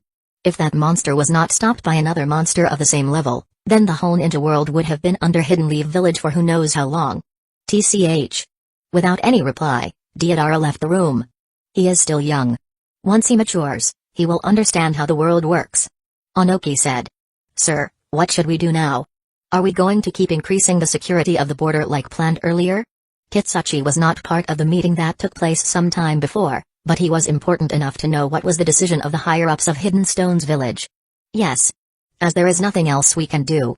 Hidden Leaf Village is going to guard their new S-rank thoroughly for now, and they will retaliate for sure. They already were close to recovering their strength. Now that they have one more S-rank, there is no way they will take this attack lying down. Make sure that all of our borders are highly secured. I don't want to lose a single outpost and give them the satisfaction of revenge. Even though it may seem like a big thing, the number of ninja lost was not significant for any major village. To be practical, they lost more ninja during missions if they went wrong. What mattered was pride. Hidden Cloud's village and Hidden Stone's village were not damaging Hidden Leaf Village with the attack. They were showing Hidden Leaf Village that it was not strongest anymore and there would be consequences if they still believed that. And they knew when it would be Hidden Leaf Village's turn, it would show them that it is still the strongest village. If that happened, it would either be war or taking a blow to reputation and keeping silence. Since they couldn't start a war for now, the only other option they had was to make sure Hidden Leaf Village would not be able to retaliate. Even though someone suggested attacking one more outpost, the idea was rejected without a second thought. If Hidden Leaf Village had one thing, it was numbers. The talent-rich Hidden Leaf Village didn't have any shortage of ninja to increase the security of their borders. Even though they would have to reduce some missions for now, the security of each outpost was now almost double. There was no way to get the same result without a force twice the previous size, and that too would not be a surety since Hidden Leaf Village would now be alert. So only defense was the remaining option. Kitsuchi nodded and went to follow the order, while Onoki remained behind, his eyes focused outside while his mind focused on an old memory, a memory in which he was kneeling in front of an enemy who could have easily killed the most powerful ninja of his village without breaking a sweat. And now someone of the same bloodline wanted to become like him. Onoki didn't have a nice feeling about this. With all the ninja world moving, days passed, 1, 2, 3. But the boy in a cave on Mount Mayabaku didn't show a sign of awakening at all. He kept floating in green liquid, continued to be supplied with very, very little amounts of nature chakra which was not increasing his already large chakra reserves but was absorbed by his body to make a perfect vessel for the boy. As days passed, his chakra expansion slowly decreased in speed, finally stopping at the end of the 3rd day, at the same time when Fukasaku called Jiraiya. Is he going to regain consciousness? Jiraiya asked, standing in front of Mount Mayabaku. I hope so. There is nothing wrong with his body now, so he should be awake soon, most likely when he will be out of this tank. That's why I brought you here, so that he will not panic the moment he wakes up. I would not want to blow up a cave for a boy, you know. Fukasaku said as one toad opened the tank and brought Kda out of it while removing the mask from his face. As soon as he was laid on the ground, Kda slowly opened his eyes, which cautiously scanned the surroundings the moment he became conscious. You are safe, Kda? Jiraiya said. Where is the storage scroll I was carrying? The first question Kda asked, not how he was there, what happened, but that. It is safe and sound. We will provide it to you whenever you want. This time it was Fukasaku who said that. Kda nodded and stood up, looking toward his own body in astonishment. It was like he was in someone else's body. If he was correct, then he was a few centimeters taller, and his body was now filled with more muscles than even his previous body, which was the result of rigorous exercise. And all of those muscles were now full of power. The thing that would have made others happy failed to attract Kda's attention for more than a second before he looked for his clothes. Here, how are you feeling? Jiraiya asked, giving Da his clothes. I am fine, sensei, but why am I here? Da asked, finally registering that he was on Mount Myabaku from the presence of toads as well as nature energy in the surroundings, which he could feel for some reason. Due to your unique bloodline, when you awakened Mangekyo, your body was trying to adapt to it too much, and the chance of it destroying itself in the process was too high. So to save you, we had to bring you here. The toads did their best to save you. Jiraiya said, pointing toward a glass tube behind Da. You have been in there for 3 days, cared for by toads all the time. Thank you. I am in your debt. Da said, bowing toward Fukasaku. No worry, boy. For now, focus on yourself. Fukasaku said, after which he and other toads left the cave, leaving Jiraiya and Da alone. Why don't we have a walk, Da?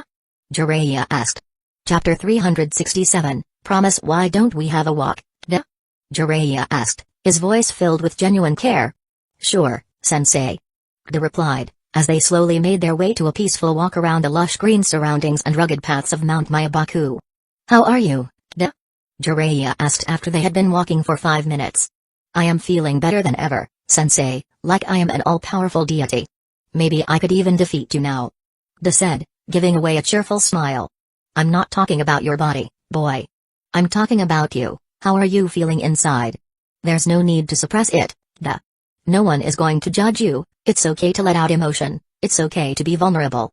Jiraiya said. That is not why I am suppressing them, sensei. From the moment I saw the dead body of Ryota in front of me, I have been feeling an immense amount of bloodlust. I don't know how to control it other than suppressing it. Da said, his previous mask of joy broken with an expressionless face left behind.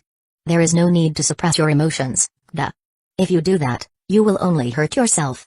Jiraiya said, but then a thick red, almost tangible bloodlust filled the surroundings, like a demon was appearing behind Da. But sensei, if I don't suppress it, I will not be able to stop myself from going on a senseless killing in Hidden Clouds Village and Hidden Stones Village. Da said with a mixture of pain and anger visible on his face. Jiraiya was not affected by the bloodlust, or he didn't care if he was even affected. He placed his hand on Da's hand and said, I know how you are feeling, boy, trust me I know, but this is not how you or anyone can live their life. Giving in to anger is not good for anyone, especially for a ninja. Think about the family which is waiting for you in Hidden Leaf Village. Your mother he has been pestering me daily about your health for the last 3 days. Your girlfriend Yami, though in bad condition herself, accompanies her to know about your health. A young brat is also waiting for his big brother to come back. And a big brother who almost performed treason by not following Hokage's order to come and meet you when he was informed about your condition. Having such a family, how could you even think about putting yourself in danger and leaving them behind? So calm down and think about things clearly. Jiraiya said, seeing the bloodlust going down slowly. Da turned, seeing the far distance in the valley in front of them like thinking something. Jiraiya also went silent, letting Da come to terms with the situation. 1 minute, 2 minutes, 5 minutes, 15 minutes. Time kept passing but both of them remained standing silently, watching the scenery in front of them. I am fine, sensei. Da said, still looking ahead. Good to know. Jiraiya replied as a small smile came on his face. Now that this was out of the way, he asked the second question that was bugging the mind of Hiruzen and Shikaku along with him as well. Why did you let a single ninja run away that night? Jiraiya asked. Because he didn't kill anyone. Da replied. What if he tells everyone about you? They will come after you with their full power. Jiraiya said, thinking it was because of softness of the heart. I don't have any problem with that, as I had already sent a message with that Chunin that there will be only 3 major villages in the future. Da said, his expression as calm as ever, but Jiraiya's turned weird like he heard a joke he didn't know how to respond to. But then he released a sigh. It's okay, Da, we all do dumb things in anger. He said. I was completely serious about that then as I am now. I had promised my deceased friend and brother, there will be only 3 great villages in the future. I will do everything in my power to keep that promise, sensei. Da said. Da, I already taught you that anger, I am not angry, sensei, but that doesn't mean I am going to break my promise, not until I die. Da said, his words leaving no place for any doubt. Jiraiya looked toward Da for quite some time, trying to see what value those words held in the heart of his student. He once again sighed after a few moments. And how are you going to do it, kill every ninja in those 2 villages? Jiraiya asked. No, I promised my friend that those responsible for his death will pay the price. It has nothing to do with innocent people, whether they are ninja or not doesn't matter. I don't know how I will do it for now, But I will do it for sure, sensei. Kda said. And this time Jiraiya was proud of his student. Even at such a time, he was still rational. Very few people in their world could achieve something like this. We will discuss about it after you rest some more. For now, let's go back, your family is waiting for you. Jiraiya said, at which Kda nodded his head, as he had something important to do as well. Are you fine, Kda? Were you injured? Where were you? Are you feeling pain anywhere? A barrage of questions came toward Kda as soon as he returned home. He was waiting for him in the house, while Yami was behind her, her head low like she couldn't meet his gaze. I am fine, Aunt. I was just exhausted, but now I am fine and hungry. I have missed your food so much these past few days, can you please make something for me? Kda asked. Sure, go and take a bath. Food will be ready soon. He said and went to the kitchen to prepare food. Kda walked toward Yami after only they were left in the hall. I will go and help Aunt. Yami said, still not looking Kda in his eyes, but before she could run away, Kda gently caught her hand. It was not your fault. Was the only thing he said, not because he was worried about Yami, no, he said it because it was truth. How was it not my fault? You said to not take the mission, you asked us to stay here, but I was a stubborn fool. I was the one who wanted to grow. And that stubbornness cost us our friend. No, it was a perfectly logical decision to follow orders of Lord Third, and what would be the use of all that training if we stayed hidden in our house at every indication of threat? Also, Ryota didn't give his life for no reason, he sacrificed his life for his friends. You shouldn't demean it by saying it was a loss, rather be proud to have such a friend like I am. I will try to become as courageous as he was, and you do that too. Kda said, hugging Yami in the last part. He could feel his shirt becoming wet, but he didn't pay any attention to that and kept in that position for long enough for Yami to calm down. He heard this from the kitchen, a small smile formed on her face as she continued cooking. Chapter 368, Promise, Part 2, After they ate, an Anbu ninja came to Kda's house. Lord Third has sent a summons. Please report to the Hokage office at 10 a.m. The Anbu ninja said, getting a nod in return before he disappeared again. I will come back soon. Kda said. Since it was already 9:30, he decided to go and check what the Hokage had to say to him before doing something which was very important for him, but at the same time was something he was dreading to do. Sir, the Uchiha is here. An Anbu ninja reported. Since the time given to him was 10 a.m., and there were still 15 minutes remaining, Kda decided to wait in the lobby. Send him in. Hiruzen said, storing away the file from the table. After a minute, a knock came from the door. Come in. Good morning, Lord Third. Kda said, entering the office. Good morning, child. Come, take a seat. Hiruzen said like he was talking to his grandchild. I came to know about the events you had been through recently. I know it is hard for you, but I am happy to find out that you are moving forward. Hiruzen said, at which Kda nodded his head, not in a mood to continue the grandfather-grandchild play. Understanding the situation, Hiruzen sighed and said, we are going to retaliate against Hidden Clouds Village and Hidden Stones Village. Both of them will lose one of their outposts. We are going to take revenge for our ninja, so don't worry about that. That will not be true revenge. Those ninja at the outpost are not responsible for the death of my friend. Those responsible for it will be sitting in their offices, counting the wins and losses by the amount of lives they took or lost with a decision. Kda said. Hiruzen was stunned by Kda's reply. He didn't expect to be given such a blow to his face, but Kda had no intention of doing that. He was speaking his mind, as his mind didn't want to indulge in any formalities for now. After a moment, Hiruzen sighed. But we can't do anything against them, Kda. Otherwise, a war will start and many more lives will be lost. For now, we can only retaliate so that no such event happens again. Hiruzen said, trying to present logic to the young boy who didn't know that the world was not only black and white. This time it was Kda who sighed, after which his eyes became extremely focused and sharp. Even though he had not activated Sharingan, the effect was similar as he started speaking. I hope you know that I let a ninja run away when I killed his full group. Kda asked. Hiruzen nodded his head, letting Kda complete. He didn't run away out of mercy, he ran away because he was carrying my message to the higher-ups of Hidden Clouds Village and Hidden Stones Village, the message which I had promised my friend. There will be only 3 ninja villages in the future. Kda said as he stopped suppressing and hiding his chakra, showing the true extent he had grown in just 3 days. Hiruzen's eyes went wide for both reasons. The boy in front of him had more chakra than anyone in Hidden Leaf Village at the moment. Even Jiraiya would not be able to stand against the boy in terms of chakra reserves unless he went into sage mode. With the chakra came the pressure. Even though it didn't affect Hiruzen in the slightest, because he had faced 2 monsters who had much more chakra than the boy in front of him, So much that it would be an insult to even compare, but the fact that shocked him was the age of the boy. He was just 10 years old. Not something that could even be considered teen, and was still powerful enough that few individuals in Hidden Leaf Village would be able to stop him if he decided to move against them.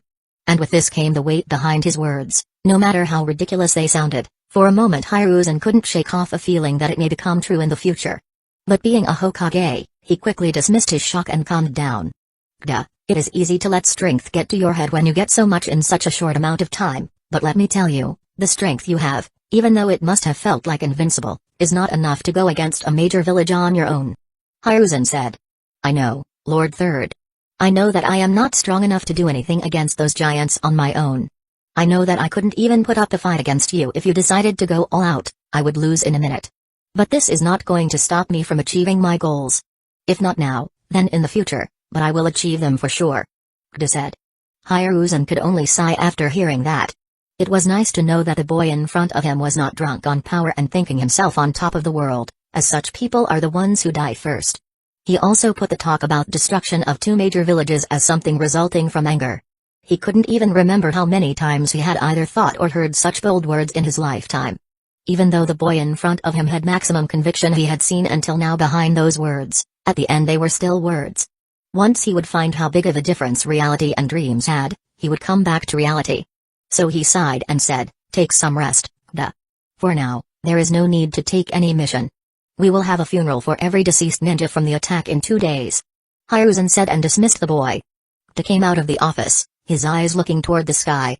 He had shared his goal with 2 people until now, and the result was something similar to pity in their eyes, like they were looking at a boy who was saying he would shatter the moon one day, not knowing reality. And even he himself knew how big of a claim he was making. He couldn't even eradicate the attack force behind the attack even when he had the chance, and he was to do it for a village that is multiple times more powerful than them. But he had already made a promise. Now the question was no longer whether, but when. After a long time, he removed his eyes from the sky and looked toward a direction he was dreading to go. In a dark cave, a figure emerged from a room that was too out of place in the environment, covered in so many seals that even if many Fu Injutsu grandmasters along with Byakugan users were told of its location, they would still not be able to find it. I was waiting for you to come out for so long. I have something very interesting to tell you. Zetsu said, his face still having a wide smirk even though he was going to give bad news. Did something happen in such a short time? Obi asked. He had been training for the past month by himself. Even after being trained by the Madara Uchiha himself, he was still not at a level where he could put all of his plans in motion at all. That's why he was training to reach that level as soon as he could. Yes, something very interesting. Hidden Clouds Village and Hidden Stones Village joined forces to attack Hidden Leaf Village. They destroyed one of their border outposts completely. Zetsu said and then looked toward Toby for his expression, which was covered with a mask as always, but he could still see an eye which was looking toward him emotionlessly.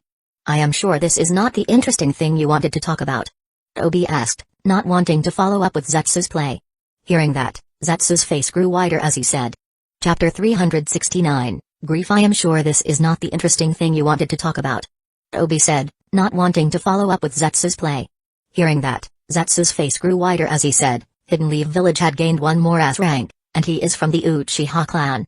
Toby kept on looking toward Zetsu, wanting more information, but Zetsu could see slight annoyance in Toby's eyes. Remember the boy I told you about, brother of Shizue Uchiha who went to Hidden Clouds Village for the Chunin exam? Well, he awakened the Mangekyo Sharingan after seeing his friend die in that attack. I remember telling you to keep a close eye on him. If he had awakened the Mangekyo, he should have been very weak at that time. Why is he not captured or killed till now? Toby asked, his eyes showing annoyance, but that was only visible for someone at Black Zetsu's level, a being who had lived for thousands of years. For a normal person, there was no emotion in Toby's eyes at all, though there was no one else there other than these 2. I tried. The moment I got to know about this, I went there, but by then an elder of Mount Mayabaku had appeared near that boy. I didn't want to test my stealth skills in front of such a being, so I didn't participate further, especially considering he could have run away as soon as he felt any danger, leaking my abilities to the world. Toby just gave a slight nod to Zetsu before he began pondering the future. Hidden Clouds Village and Hidden Stones Village seemed hell-bent on starting the next ninja war. Even though there were low chances, it showed how little this world truly valued life. This cemented his already presented belief. I have to complete the final plan, so that everyone can find true peace and I can finally meet I am going to keep surveillance, but the chances of finding anything about the boy are low. He will be in Mount Mayabaka for some time, followed by his arrival in the Uchiha district. Both of these areas are out of reach for me, so for now, we have to continue with the assumption that Hidden Lee Village had gained a new S-rank whose abilities are unknown for now. Zatsu interrupted Obi's chain of thoughts, only getting a nod before he was eaten by a plant eerily similar to a Venus flytrap and was submerged in the ground once again, the same way he came to the cave. Leaving behind a man in an orange, spiraled mask, thinking about the future alone, he still didn't have many pieces to start the process. So, for now, he had to wait and build his and his organization's strength until he could confidently move in the world without worrying about those major villages at all. At the thought of major villages, he remembered a major village he had actively involved himself with, a village which was still paying the price for the death of his friend. The mood of the Inuzuka clan was somber. They had lost two of their promising ninja in the recent attack, one of them being a special jonin while the other was a recently promoted chunin at a young age of 10. He had a very high chance to achieve jonin, even elite jonin rank in the future. In a clan where even the clan head was just a stronger elite jonin, such an achievement mattered very much, so the whole clan was sad about the loss they faced. But their sadness didn't even come close to that of two people, those who had lost their only son in the attack. The son who was just celebrating his promotion to chunin rank and was boasting about soon achieving jonin rank to catch up with his friend. They both were really happy for their son. He was getting the success every parent dreamed of for their children, and the next second, the news of his death reached their ears. The amount of anger they were feeling was only second to their sadness. When both of these people were sitting in their home, not willing to move at all, their two dogs laying on the ground with them as well. All four of them had not eaten in 2 days, but not one of them even thought of hunger as their mind was plagued by sadness. Dong ding, suddenly their doorbell rang. Yasuhiro Inuzuka, Ryota's father, stood up to go and check who was at the door, already prepared to return the person if he was someone who came to give them advice to move on. "Who are you?" Yasuhiro asked in a gentle tone, as instead of a person of his clan, there was a boy the same age as his son, most likely his classmate who came to pay his condolences. "Hello sir, I am Uchiha." "I am," was Ryota's friend. Kda, who couldn't find words to speak in front of a father whose son died mostly because of him, or so he thought. But the person who heard that became even more emotional. The friend his son used to talk about was in front of him. From what he knew, Kda was injured and was in medical care. "Come inside, son," Yasuhiro said as he opened the gate more. Kda, who didn't want to hold the next conversation on the door, nodded and followed Yasuhiro inside the house. "Honey, Kda, Ryota's friend is here," Yasuhiro shouted, and in a minute his wife also came down from her room. Since Ryota's room was on the ground floor, they were not coming down to revisit all of those painful memories once again. "Uchiha, right?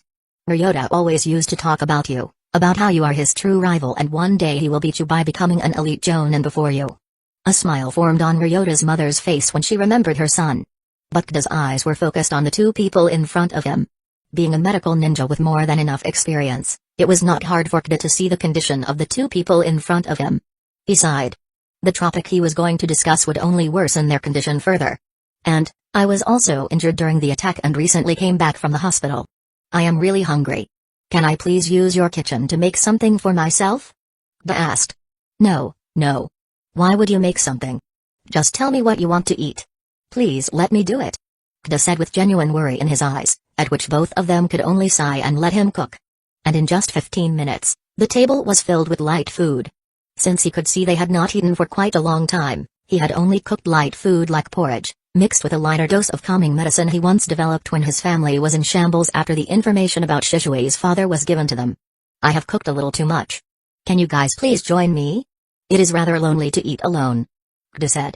Even though both of them could see what Kda was trying to do, they couldn't bring themselves to say no to a boy who was reminding them of their own son. Chapter 370, Impossible Goals. "I have cooked a little too much. Can you guys please join me? It is rather lonely to eat alone," Kda said. Even though both of them could see what Kda was trying to do, they couldn't bring themselves to say no to a boy who was reminding them of their own son. All three of them sat at the table to begin eating. Kda had also not forgotten about the two bear-sized dogs in the room, presenting something specially made for them too. Seeing Ryota's parents eating, those two also started eating as well. For the next minute, the dining table was silent, with only a few sobs escaping the unfortunate parents. Kda also didn't say anything for the time being, just focusing on the food. After 1 hour of slow lunch, they finally finished eating. Yasuhiro turned to his wife, who finally got some peace, though she still had a somber expression on her face. At least she was not looking like she had lost all reason to live. He was about to thank Kda for this when the boy in front of them went to the ground with his forehead touching the floor. I am sorry. I don't know how I should say this, but if I don't, I will not be able to live. When we were about to go to the outpost, I had an inkling feeling something bad was about to happen. I was worried about Yami, who was going to be alone in an outpost, but then I found out that Ryota will be going with her as well. When I shared my problem with him, he told me he will take care of her. He promised me that. And at the end, he died protecting her. He stayed behind to stop the enemy so that Yami could run away. I know it was his decision to be a hero, to sacrifice himself for a friend, but I can't shake off the feeling that I am also a reason behind your son's death. Please give me any punishment you see fit. An earnest plea came from the boy kneeling in front of them, reopening the wounds which were slowly closing. Duh. You know I'm sad about my son's death. I am so sad that I want to lose my life, to go and meet him in the Pure Lands. But aside from that sadness, there is also a pride I have for my son. We all have to die in the end, but he chose to not succumb to fear or any other malice and chose to sacrifice himself for a friend. He died the death of a hero. I will not allow you to have a share of that, so I will not allow you to take any blame as well. You have nothing to do with my son's death, understand? Yasuhiro asked. Yes, sir. Kda said. Then he stood up, passed a scroll to the family, and silently left the house. As soon as he left, loud wails started coming from inside, but he didn't go inside. He just sat on the ground there, looking toward the sky, letting the last reunion between parent and son alone. After a very long time, the wailing finally stopped and the process of the burial of the dead started. In Yuzuko had their own customs for the dead, where the ninja was buried with their companion. If they died at different times, their graves would be adjacent to each other. But since the loyalty of these dogs was too much, they normally followed their master to death on the battlefield. Just like Kiba, who followed Ryota to death even though he could have easily run away and saved his life, Kda was joined by Yami and many other classmates he had, showing how well liked Ryota was, a friend to each and every student of the class. All of them remained in the background as the clan completed the ritual.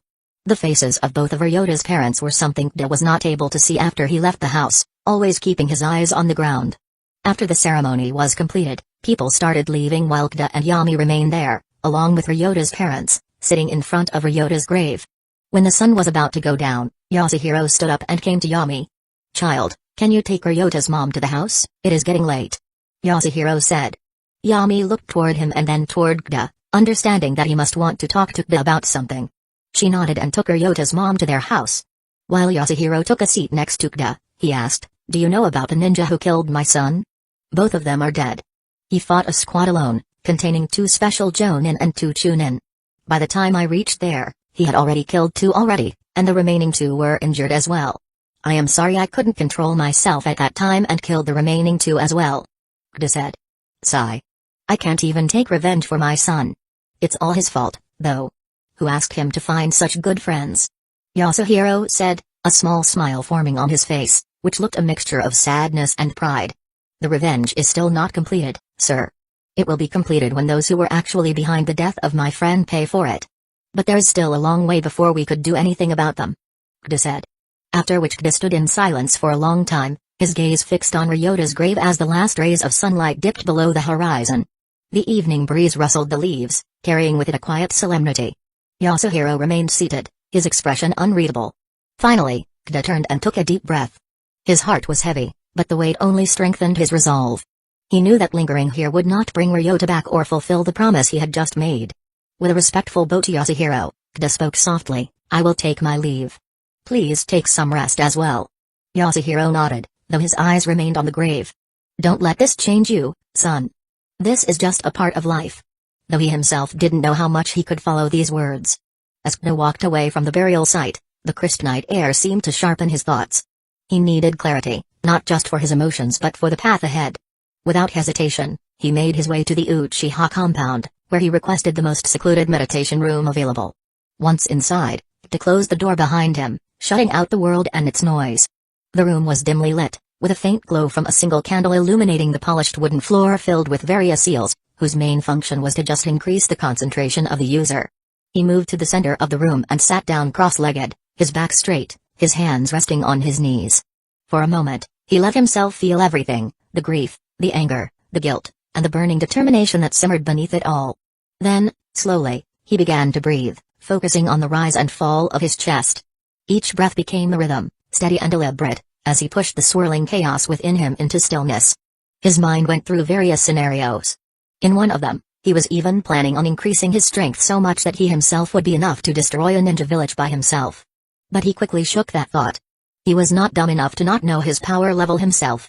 With this Mangekyo, he was already in the League of S rank, but he was left completely chakra exhausted in a minute, even considering the fact that he deliberately overused his chakra. But it showed a clear picture to him about his strength.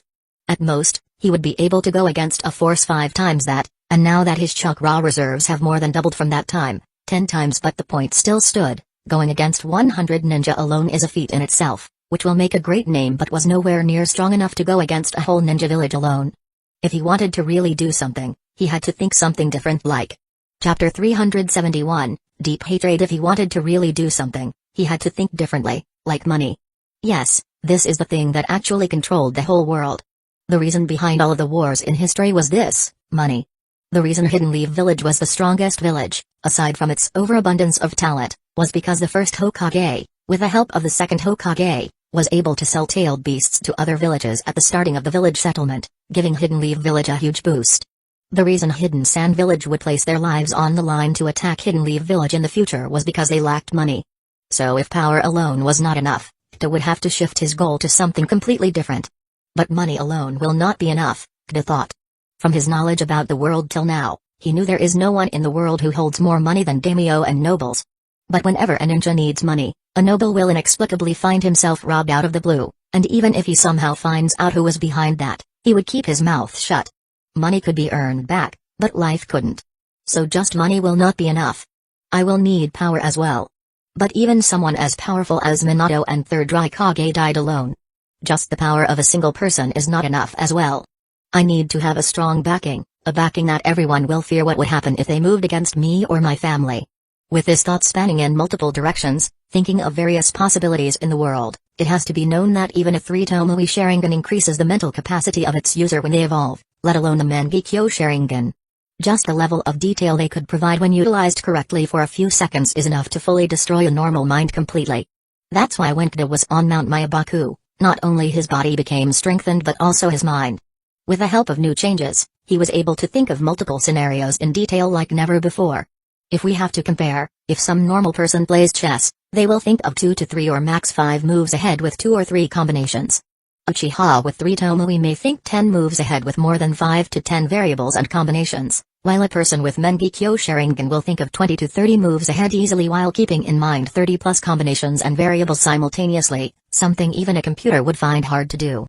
Kdo was utilizing this mental capacity to its full extent, thinking of all possible scenarios in his mind about what may happen in the future if he actually decided to go with the plan he was making. Changing the events in the timeline had mostly made the information he had from his previous life very unreliable, but even that was used to predict possible scenarios. For now, I need to focus on getting initial funds to start something big and work on bringing back an important player back in the game, Kdo thought as he opened his eyes, now completely clear and focused. Many plans and their sequences were forming in his mind, out of which he had chosen the first he had to do now. Since it was already nighttime, he went to his home to take some sleep, because things were about to get chaotic very soon for him. These are the only 2 options we have. Shikaku said in the meeting that was taking place late at night because it took him so long to find out 2 perfect plans for the attack. Either send 150 ninja each to both bases and destroy them completely, with 2 grandmasters deployed, or deploy a team of 30 ninja along with S-rank ninja, like Shisui and Jiraiya. Both of them are borderline madness, but I assume you have a good explanation for it. Hiruzen asked, his hand holding a smoke pipe filled with something much stronger than his usual dose. The amount of work he was doing was really just keeping on increasing day by day, now that he was also handling the dark side of Hidden Leaf Village, which was the role of his friend. He found himself not even having time to breathe. It is pretty simple. Both Hidden Clouds Village and Hidden Stones Village know we are going to attack them and have planned for it. All of their outposts are filled to the brim with ninja, with an average of 60 ninja in each, some with strategic locations even having more. To target those, we have to do something that is absurd enough to catch them off guard. And I could even think of these 2 methods. One will have enough quantity to destroy the base easily, and the other we have quality to achieve the same even more easily. But what if we lose the Grand Master in this mission? Hiruzen asked. The value of a Fu Injutsu Grand Master was equivalent, if not a little higher, then an S-rank ninja. With a multitude of tasks they could do and their low fighting power, sending them on such a mission was a decision that couldn't be taken lightly. This was the reason Hidden Cloud's village only sent a seal master and fell for the trap twice, as it was a careful trap laid by many Fu and Jutsu grandmasters combined. A seal master had no chance of identifying that. Shikaku, who knew this, understood the value of a Fu and Jutsu grandmaster in such a mission. That's why he had placed them on the list. Our forces got a chance to run away and even kill some of the enemy because they didn't have any Fu and Jutsu grandmaster. If we make the same mistake, it will be the epitome of foolishness. And something happening to a grandmaster in the presence of 5 elite Jonin and 10 Jonin, with multiple special Jonin and Chunin, is almost impossible. And in the worst-case scenarios where the Raikage or Anoki himself moves and appears, we will not be in too bad a situation. Our village has recently got an Uzumaki, none of our grandmasters will be able to match her. It was an extremely cold calculation, thinking of life as just numbers, which every leader in the world had to do. And what about the second option? Hiruzen asked. It is actually something even I think a little too absurd. True, they will be able to place blame on us about our S-rank ninjas chakra traces on the outpost. Shikaku said, a similar reason why 4 ninja in the Hidden Clouds village attack didn't move by themselves and left the work to others. But then a cold smile appeared on Shikaku's face. But we could simply deny that and say it was a completely baseless rumor. Just like we can't start a war, they can't either, since we have to retaliate and show that Hidden Leaf Village is not someone they could attack without a price. This is the best option. Shikaku said. He even remembered the time when Hidden Clouds Village had tried to steal Hidden Leaf Village's KK Genkai, the Byakugan, and when stopped, threatened to start a war. It was completely absurd, and every ninja in Hidden Leaf Village wanted to retaliate at that time. But since that happened just 2 years after the Nine Tails attack, and Hidden Leaf Village was in no condition to attack at that time, the Hyuga clan had to lose an elite Jonin while Hidden Leaf Village had to bring its head down to keep itself out of war. But that sowed a seed of deep hatred in the hearts of many. Even now, it was the Hyuga clan which came forward to give the most resources, whether money or ninja, for the attack on Hidden Clouds Village's outpost. Now that Hidden Leaf Village was no longer in the same situation as before, it was time to show the world the same. Hiruzen, who understood the feelings behind Shikaku's words, shook his head as he looked toward the Hokage monument. With his eyes still there, he said, "Send order to Kakashi, Shizui, and Jiraiya to come back." Shikaku nodded his head and left, ready to prepare for the event that is about to come next. Chapter 372, Back to Hospital. The mood in Da's house was still somber. He and Yami had gone to Ryota's house, he to offer some help, and Yami to spend time with Ryota's family in their grief. Meanwhile, Naruto was preparing to leave for the academy after making sure his brother was fine. When Naruto first found out that Da was injured, he wanted to be there for him and help. But Da had been away from the village, receiving treatment. By the time Da returned, the situation was so tense that he couldn't find a way to fit himself into it. Instead, he sat quietly, relieved to know his brother was okay now. Yet, the house remained heavy with sadness, a sadness that stemmed from the loss of big brother Ryota, who had died saving his big sister. Naruto couldn't stop thinking about how weak he felt. If even someone as strong as big brother Ryota couldn't survive, how could he? Would he ever be strong enough to protect the people he cared about if the need arose? These thoughts weighed heavily on the small boy, not much older than 4 years. Despite he and Yami's best efforts to hide their grief in front of him, it didn't change the atmosphere much. Naruto was young, not dumb. He could see through their forced smiles and kind words. He was starting to think for himself now. Da, on the other hand, hadn't given much thought to hiding the truth from Naruto. At first, he had been too occupied to think clearly, and now it was too late. When Da noticed Naruto sitting with a serious expression, lost in his thoughts, he sighed and walked over to him. Placing a hand on his brother's head, he ruffled his hair gently. "You don't have to worry about such things right now," Da said, his voice soft but firm. "Just focus on your studies and your friends. Leave the complex stuff to us adults, okay?" Naruto gave a small nod, though his eyes still reflected the weight of his thoughts. Da watched as Naruto left for the academy. He's too young to carry such burdens, Da thought, shaking his head. But this world doesn't give anyone the luxury of staying innocent forever. Turning back to the house, Da noticed Kenta exercising on his own.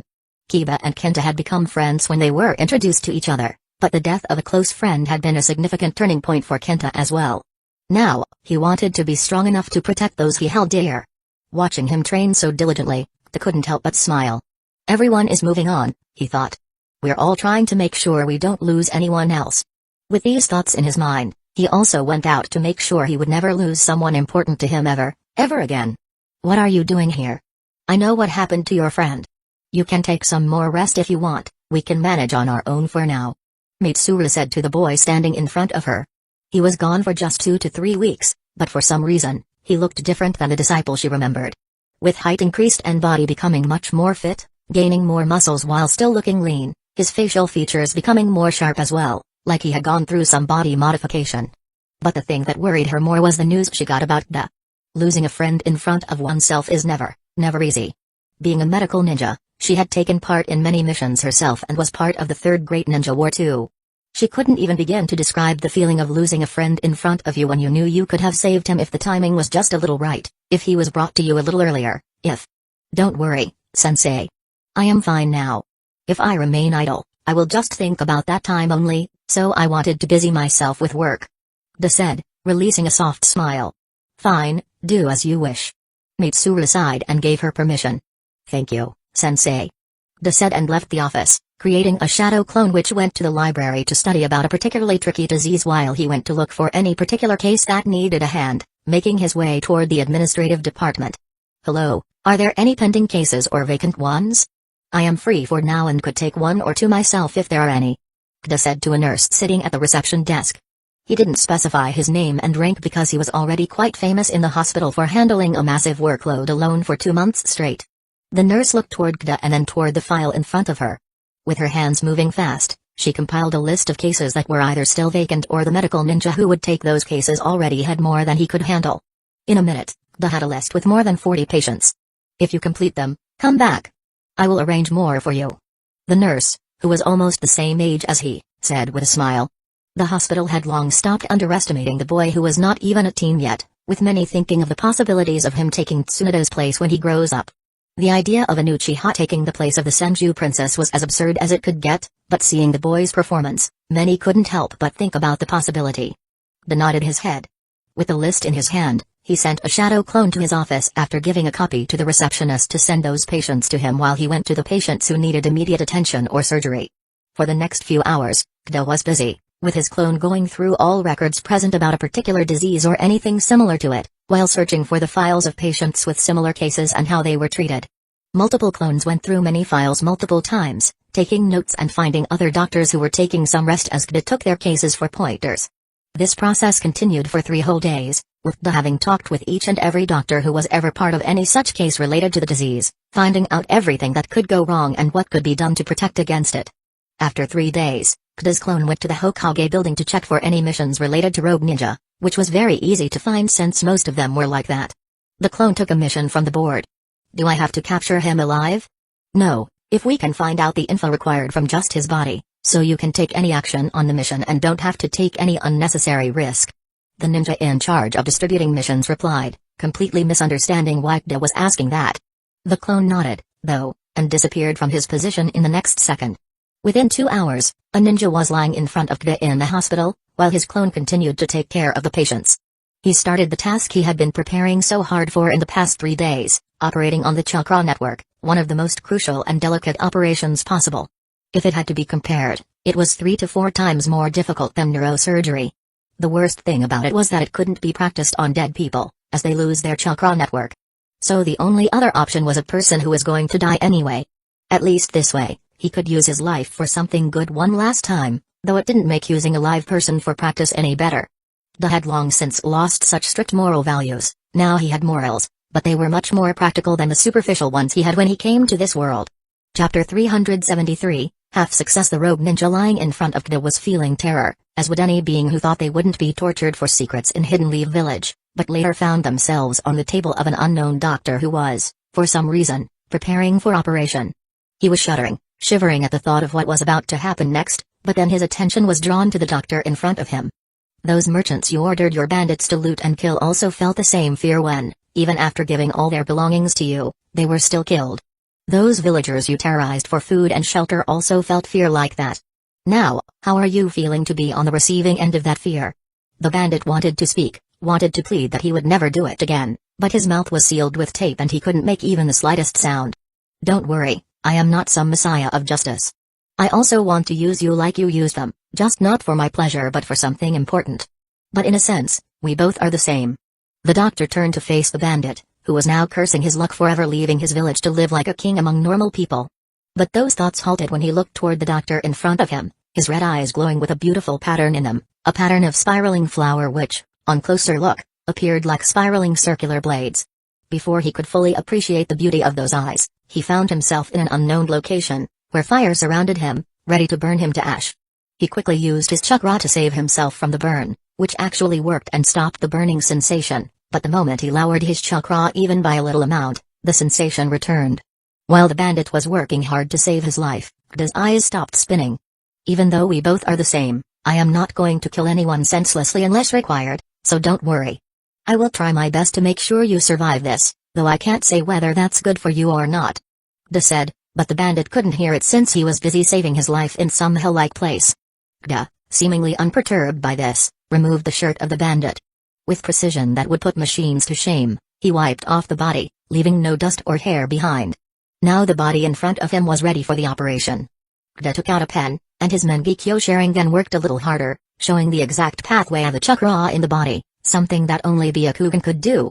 Even 3 Tomoe Sharingan could just see the outline of chakra in the body when a technique or jutsu was used, but Mangekyo was different, almost achieving the perfect form of dojutsu of gods. With precision, Gda drew the pathway on the surface of the body using medical ink for reference. Then he followed his notes to mark out the areas where the pathway had to be operated on for the patients. Normally when the ninja is at 4th stage, the most damage is done to the area near the heart and solar plexus, both being the most delicate areas. That's why someone at Tsunada's level was best to operate for a 99% chance of success. To mark those locations on the ninja's body, his mind becoming completely clear. For the next step, the chakra pathway had to be targeted last. First, the area near the infected joints had to be operated on and cleared of any infection. To cut open the ninja's body, which didn't even make him flinch because of the anesthetics that reduced pain, and the rest was handled by the Ganjutsu he was under, reducing the brain's pain-sensing capacity. In the next few minutes, Gda operated on the area near the marked locations, removing small portions of flesh from around the chakra pathway, which was healthy for bandits but would be infected and slightly dark in ninjas suffering from chakritis. After operating on the areas, Gda closed the ninja's body and used an advanced version of the healing palm jutsu to close the wounds. Normally, it's recommended to let the body heal itself with minimal treatment to avoid strain, but in this case, it had to be healed quickly before the infection spread again. After just a few minutes, the ninja was as good as new, with no signs of the operation remaining. Now came the main part of the operation. The chakra in Gda's body started moving in specific pathways, and his hands began forming one hand sign after another. In the next second, his hand was covered in blue chakra, with only his fingers pointing out, a blade as small as a needle's point formed, an advanced application of the chakra scalpel jutsu.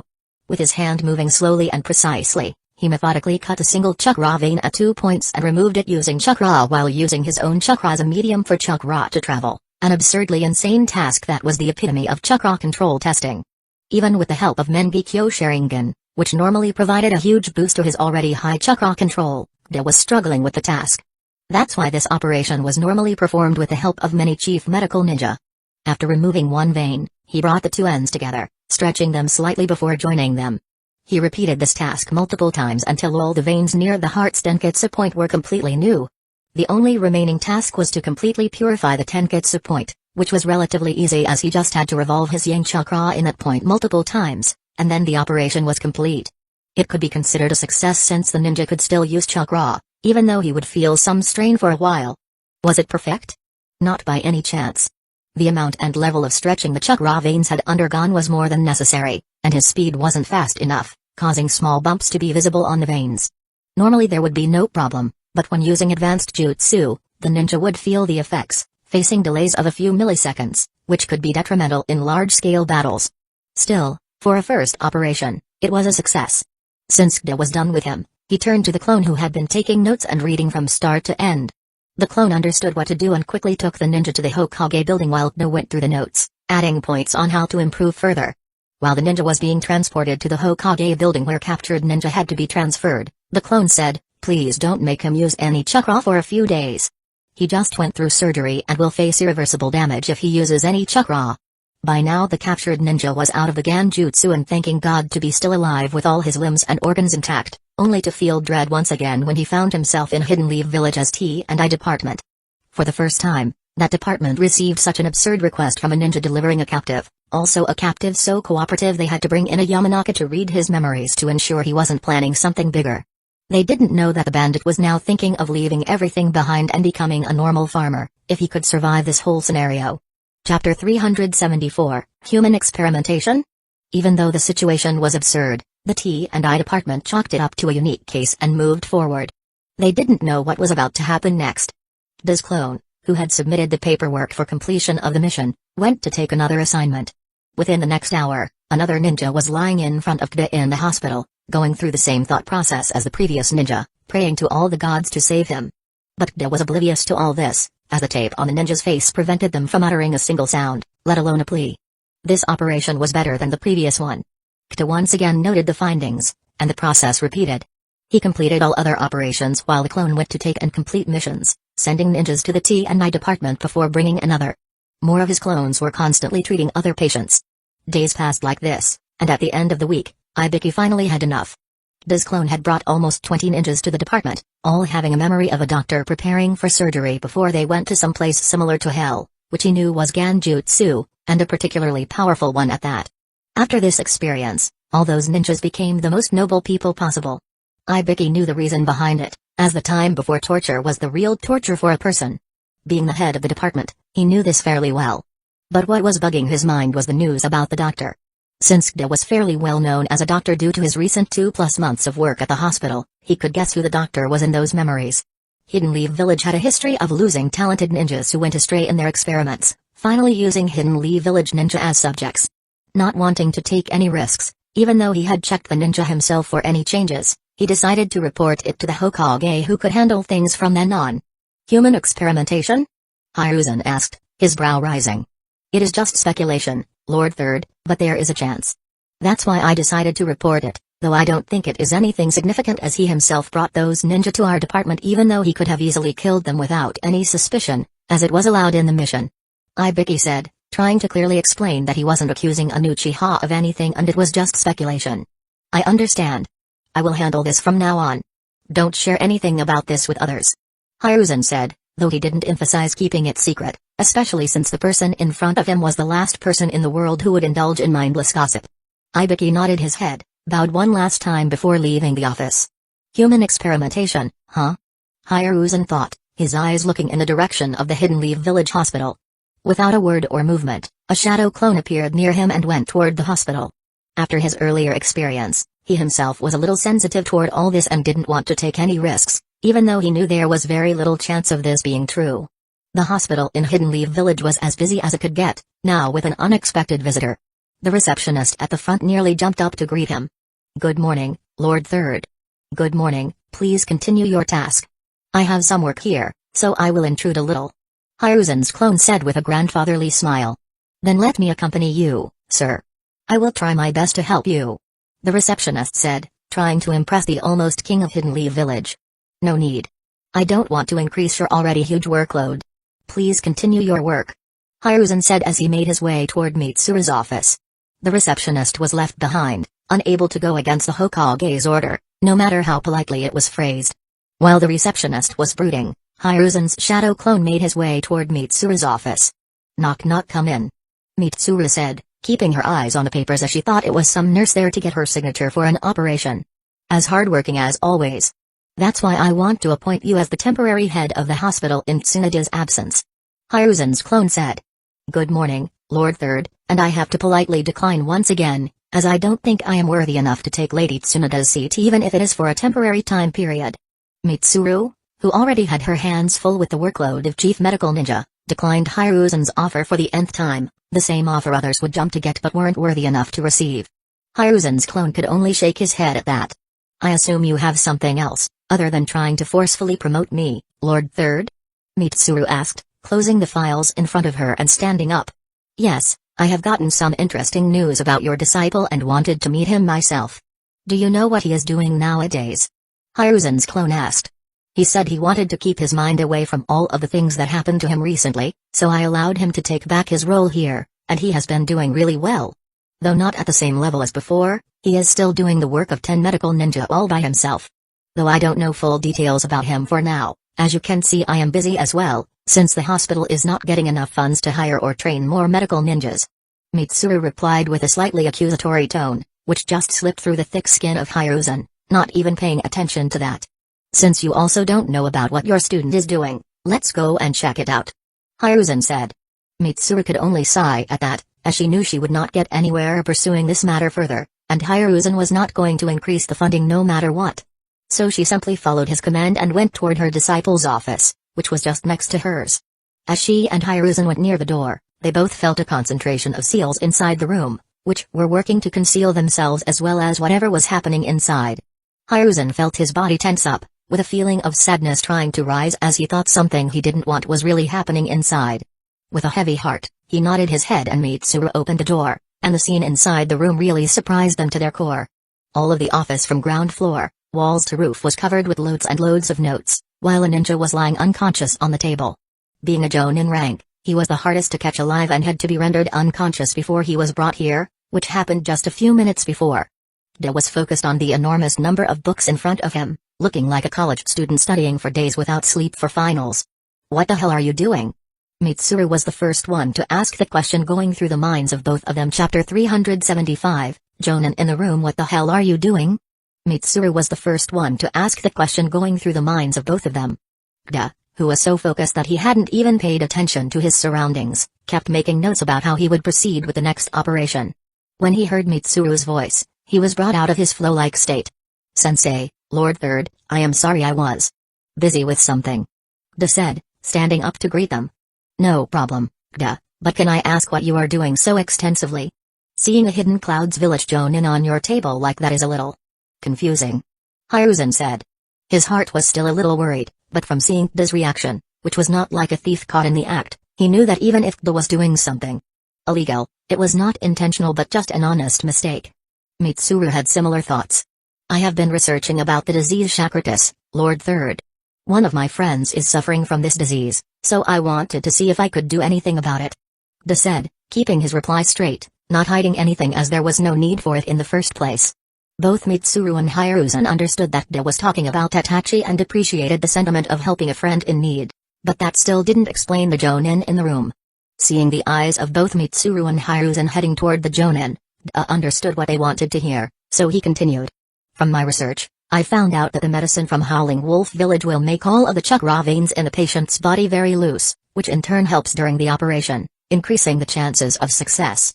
But that leads to another problem. De said, taking out a plethora of papers from the stack and placing them on the table one by one. Hiruzen and Mitsuru went through each of them slowly, wondering about the various notes and reports De had gotten his hands on. The ninja will have a very bad chakra network inside their body after the surgery and will need at least 6 months to get back in shape. Even then, they will have to relearn many things from scratch because the chakra network required for a jutsu is not the same as before. De said, presenting the reports of previous patients who went through similar surgery. At this point, Mitsuru was really impressed by all of the research De had presented. From this, De knew about this disease as much as she did, if not more, which was impressive considering she was among the best medical ninja in Hidden Leaf Village, if not the top in Tsunoda's absence. So they will have to waste 1 year of their life, but I don't think it is a big problem since they will be able to keep their lives, right? Hiruzen asked, wanting to see how deeply De had researched. By now, his earlier worries were all but gone. De nodded, then took out the list of patients who had this disease. It would be, but we are not thinking about one important part here. All of the people who get this disease are talented beyond measure, almost certain to be S rank. If they have to waste 1 year of their prime time, it would be detrimental to their future, and for sure they will not be able to reach their full potential. A slight smile came to Hiruzen's face because this was the same question his student had raised once, but she couldn't find any answer at that time. She was not the Tsunoda then, but a beginner who was just starting to learn medical jutsu, and the person got treated before she could do anything. Considering how rare this disease was, there was no need to bring this discussion up again, until now that is. That's why Hiruzen was able to see Tsunoda in place of De for a second before smiling slightly and continuing the discussion.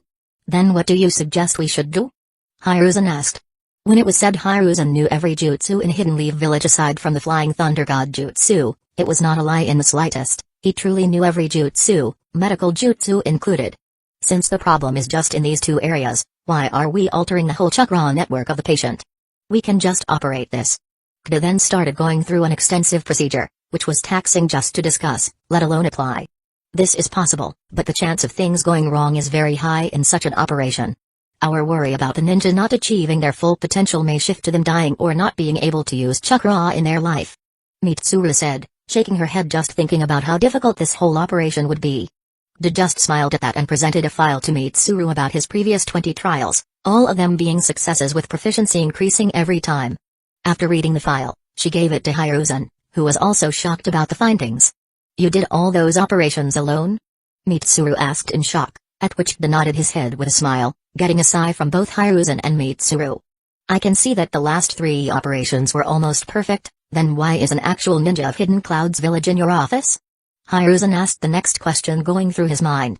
Because all of that operation data was of Chunin level, and Itachi has above Jonin level chakra. I wanted to be sure before presenting this idea. De replied like he did nothing wrong. Hiruzen could only sigh at that since finding a Jonin level ninja as a bandit is almost impossible unless the enemy village actively plants them.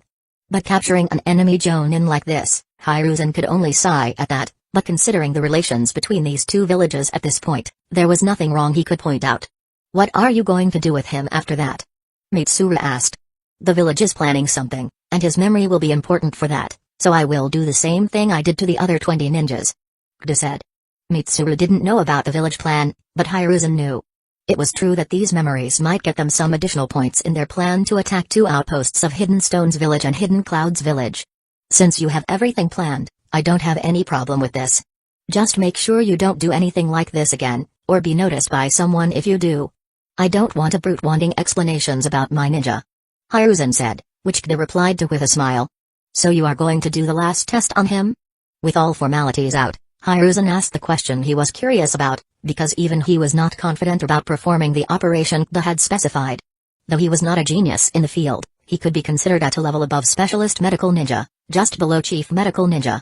Mitsuru had the same thought of wanting to see the operation herself. Yes, I was about to proceed. If both of you could spare a few moments to guide and point out some of my mistakes, I would be extremely grateful.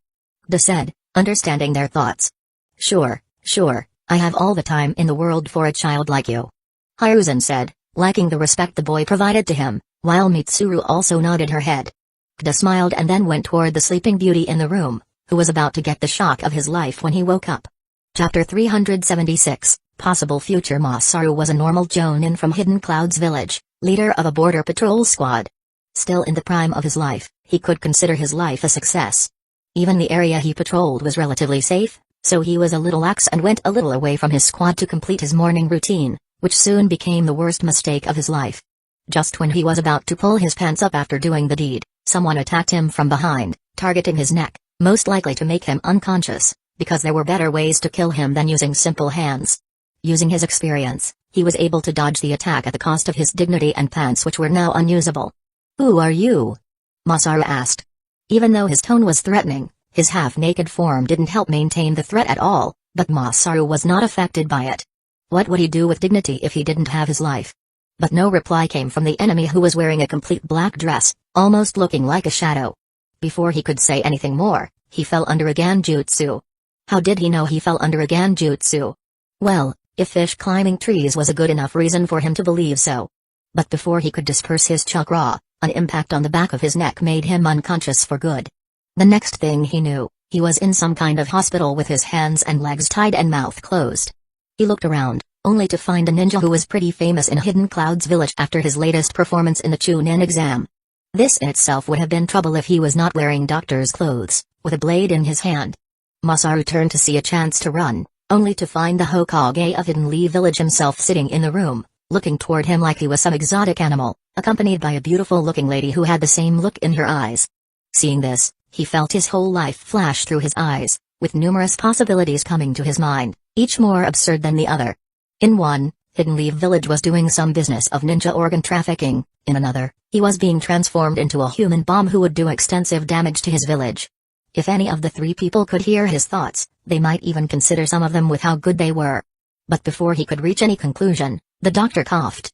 He looked toward him only to find 2 red glowing eyes with beautiful patterns in them, but just like those before him, he couldn't enjoy the look for too long either, transported to a fiery hell himself. It had to be considered that even a normal 3-tomoe-wielding Uchiha was to be considered a foe not to fight alone even for a Jonin because they would fall for Uchiha's Ganjutsu. So if a Jonin who could even fall in Ganjutsu with 3-tomoe Sharingan falls under Ganjutsu with the help of full power of Sharingan, then there is utterly no chance for him to come out of it on his own. In front of the shocked eyes of Hiruzen and Mitsuru, they easily operated on the Jonin. With the effect of numerous anesthetics, there was no pain in the process at all, with Kda moving precisely and skillfully, easily operating the area around heart and solar plexus in a matter of minutes. Hiruzen and Mitsuru left their eyes open because the ninja in front of them was doing the work of 3 specialist medical ninja alone, without the help of a single shadow clone, all by himself. Normally such surgery would be led by a specialist with the help of a team of other medical ninja for support. But Kda was doing all that alone, and that was not the surprising part yet, as the effect of surgery disappeared at a shocking pace. Kda was now ready for the second part of the surgery, once again his eyes shining red, as he marked the chakra network of the ninja on their body, with the possible infected parts being drawn by red pen. Even though he didn't need such thing in real cases as he could see the chakra flow himself, for a ninja who is perfectly fine he had to point out which parts he had to operate. After completing the preparation, he made a series of hand signs and once again the same glow which appeared in previous 20 operations appeared on his hand but this time even more thin and sharp. Is that? Yes, it is chakra scalpel, but somehow he is maintaining it at extreme thinness. Even I can't do that for now, and doubt even Tsunade would be able to. Hiruzen answered, but he was also equally shocked at the scene. And the jutsu which would need immense concentration just to maintain was used in front of them like it was the normal scalpel used in hospitals. With precision that would put machines to shame, Kda slowly dissected the chakra veins and then used his own chakra to maintain the passage all by himself. If his earlier work was hard, now it was insane which he was doing without any problem at all, well not anything they could tell, but he was using his Sharingan to maintain the extreme fineness and control required, even forgetting about the 2 people in the room. All of his concentration was on the operation. The amount of chakra he used on the single operation was enough to put 5 Jonins in chakra depleted state easily. But for his chakra reserve it was not even 5% though the strain was real.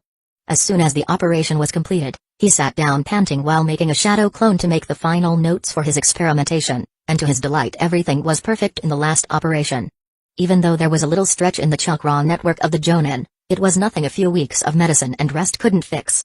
Mitsuru and Hiruzen came out of their shock after Kda created his shadow clone, and went to check the results themselves too, delighted to see that there was no problem with the procedure at all.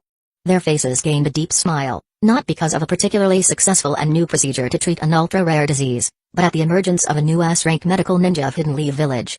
It was different from gaining another S-rank physical fighter, because with good medical ninja an injured ninja could be healed and fight again multiple times, as shown by Tsunade. With her and another S-rank medical ninja, Hidden Leaf Village would become an immortal enemy to its enemies. Just thinking about it was increasing the smile on Hiruzen's face, while Mitsuru was just genuinely happy about her student's progress, who may have even left her behind in some parts.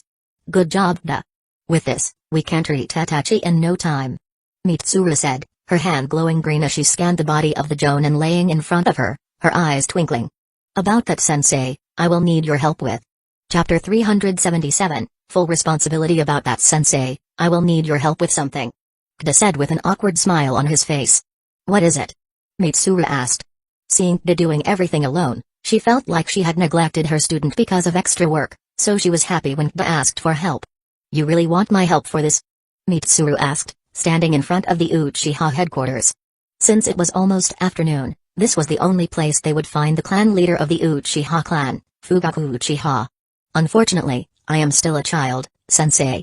No sensible person will put their child's life at risk on the words of a child, but you are the chief medical ninja of Hidden Leaf Village, almost head.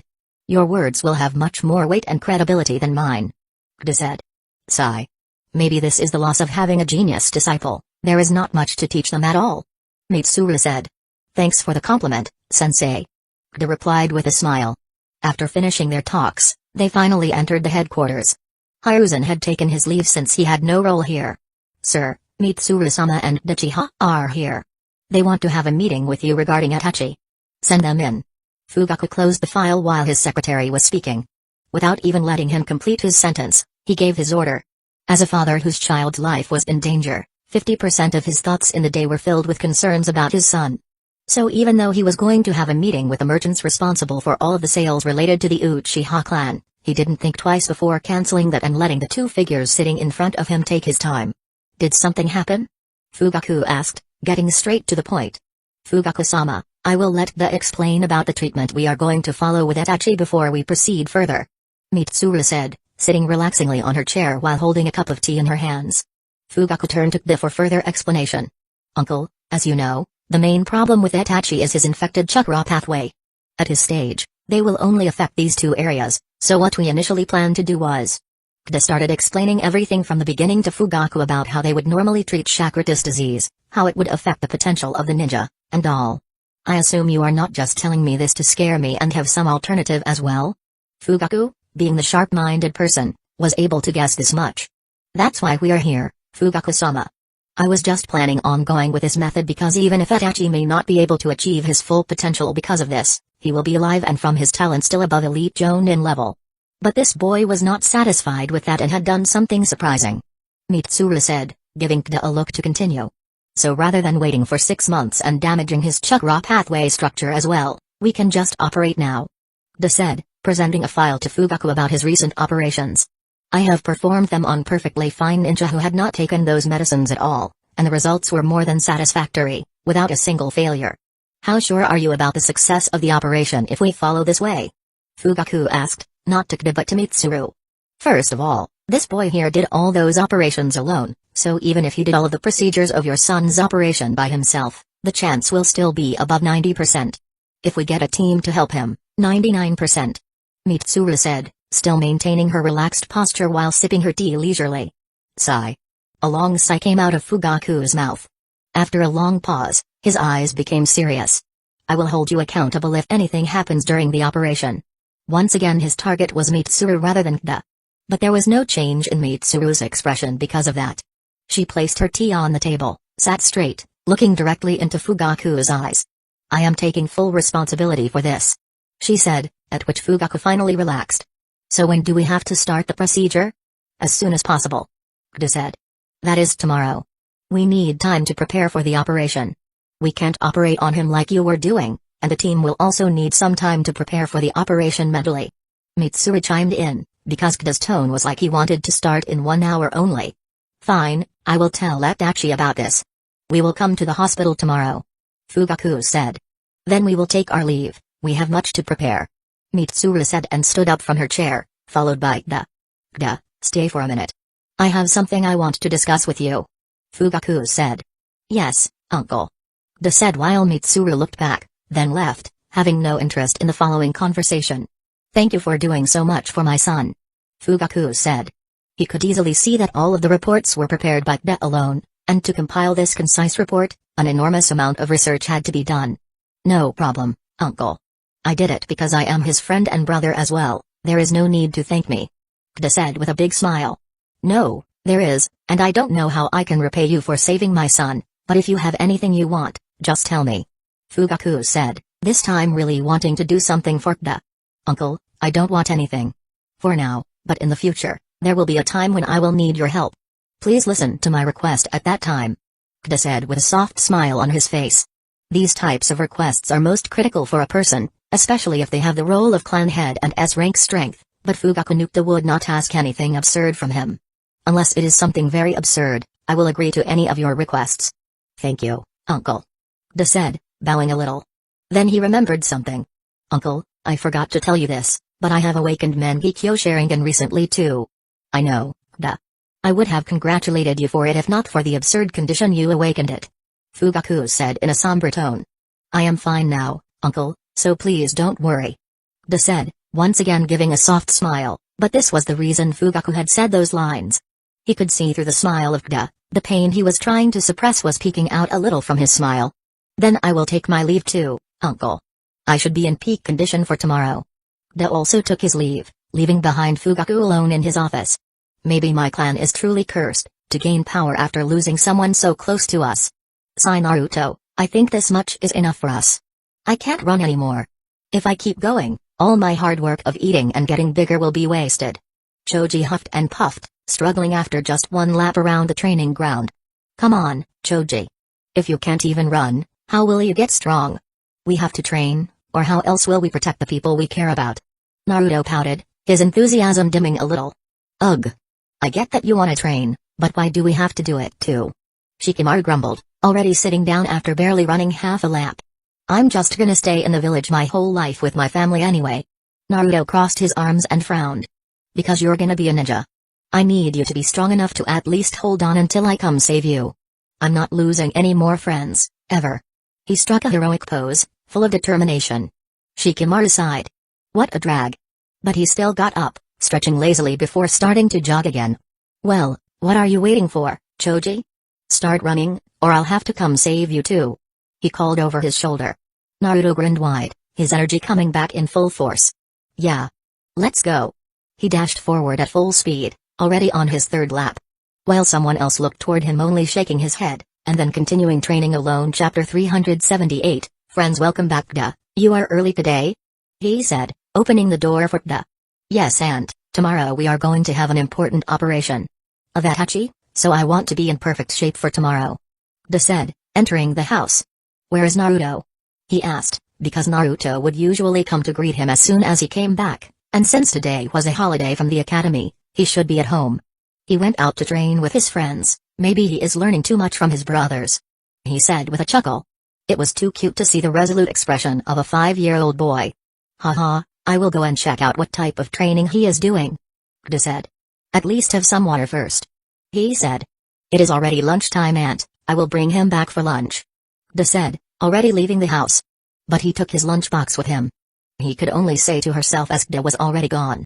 He didn't have to search for Naruto because he knew Naruto would be in the academy grounds only. A group of middle-aged men were making their way toward their house, still in their Genin vests, as they had just returned from their mission. Being civilian ninja, becoming Chunin was not easy for them, so they accepted their fate as Genin, taking small missions every week to pay for their bills while being part of Hidden Lee Village Genin Corps. Since they had just earned quite an amount escorting a wealthy merchant with their Chunin leader, they had celebrated a little and were a little disoriented. Coincidentally, they had to pass through the academy. Come on, I can still run 10 more rounds and you guys are already tired. A voice came from the ground next to the academy. Hey, isn't that the voice of that Kibai brat? Genta, don't do anything funny. I heard that he now lives with some Uchiha family. Hey, why would those arrogant asses care about him? I will just go and say hi to him, after all, it has been so long. Genta, a burly-looking Genin with a scar on his face, said. Because of that scar, he had an inferiority complex and always took it out on people who were weaker than him, and in a ninja village, it mostly came down to orphan children, Naruto being his prime target. His other teammates could only shake their heads at that. Even though they didn't care much about it, now that the Uchiha clan was behind the boy, they didn't want to involve themselves with this, so they maintained their distance while Genta made his way toward the ground. Hey brat. Genta said as he entered the ground. Naruto froze in his tracks, looking toward him. Hey, where are your manners? Didn't I tell you to greet your elders with respect every time you meet them? Looks like I have to teach you all of that again. Slap, did I ask you to speak? Never interrupt your elders. Hey, leave him. Shikamaru said, coming toward them, followed by Choji. Keep your bratty nose out of this, brats. Genta said, but then he saw their eyes going toward his side. Before he could turn to see, he felt someone grabbing his hand. Crunch, the hand he was using to grab Naruto's collar broke, after which his brain couldn't focus on anything other than the pain coming from his hand. Ah! A shout reverberated through the whole academy ground. Big brother. Naruto looked up, directly into the eyes of Kda. Why were you scared? Didn't I tell you when we met, we are family from now on, and family protects each other? So don't fear anyone from now on, you have 2 brothers to protect you. He said, ruffling Naruto's hair with his other hand, which was not making bones of a person's hand into powder. Naruto nodded his head, hugging Kda's legs tightly, which for some reason increased the sound of shouts coming from Genta's mouth. Genta's teammates who were outside rushed there to see what happened. Even though they didn't want to take part in the bullying, they still couldn't leave their friend behind. Come close, and you guys will not be able to walk ever again. Kda turned toward them, his eyes glowing red with 3 tomoe rotating in them. Seeing the scene on the ground, Genta's teammates froze in their place, but they were not the only ones. Shikamaru and Choji were also standing in their place, looking toward Kda in shock. Naruto, after a second, tugged Kda's pants. Brother, please let him go. As you wish. Your friends are a little shocked there, go and talk to them. I will take him to the hospital. Kda said. Naruto nodded and went to Shikamaru and Choji. After he left, They picked Genta up, looked directly in his eyes, and at that moment, Genta fell into multiple Ganjutsu, each one ending with his death, everyone more painful and brutal than before. By the time it ended, he was barely hanging onto his mentality. They had specially made sure that he didn't become mental. Listen, you piece of shit, if I ever see you near my brother ever again, I will directly kill you, without a second thought. Now take this and go to the hospital. Don't make a single sound on the whole path, okay? There was a constant smile maintained on Kda's face, which seemed peaceful to anyone else but Genta, who thought the devil himself was looking into his eyes. He could only nod his head meekly and run away from there. His friends waited at the entrance the whole time, not even putting a foot inside, then taking him to the hospital from the outside.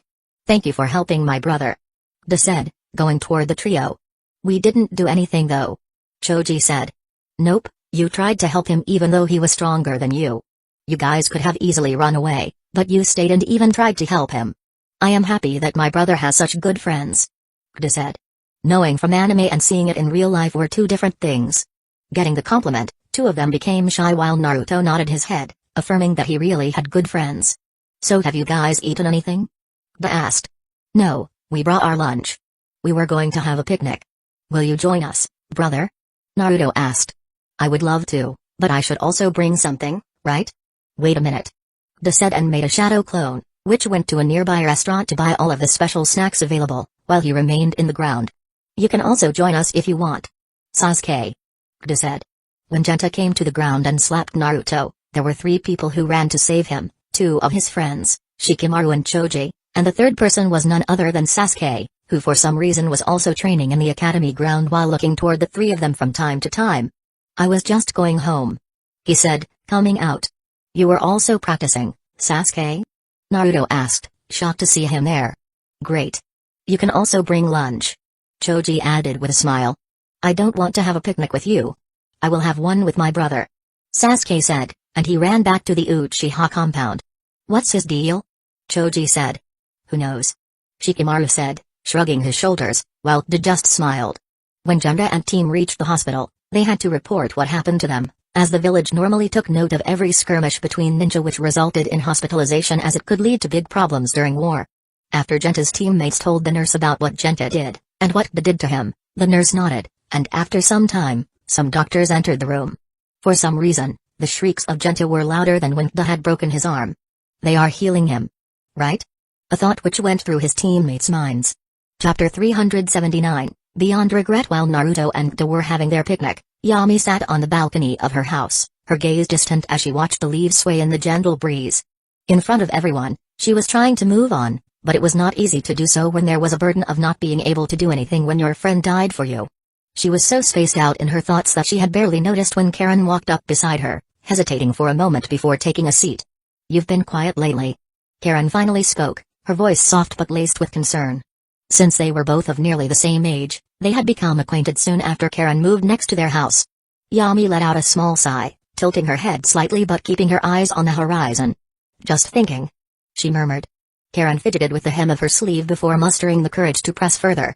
About her Yoda? Yami stiffened at the name. She closed her eyes for a moment, as if bracing herself. Yeah, she admitted.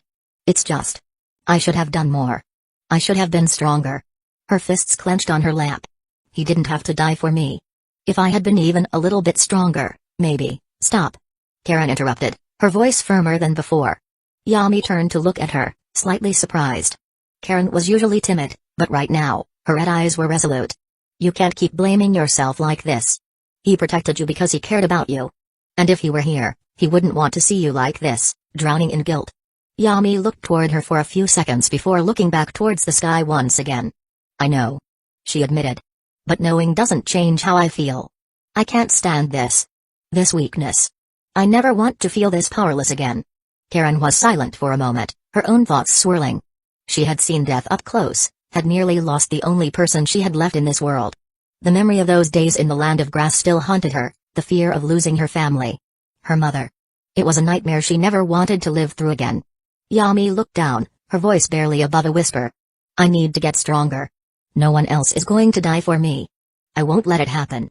Karen took a deep breath, the words forming in her mind before she even realized she had decided. Then let's do it together. Yami blinked, caught off guard. What? I don't want to be weak either. Karen said, gripping the fabric over her heart.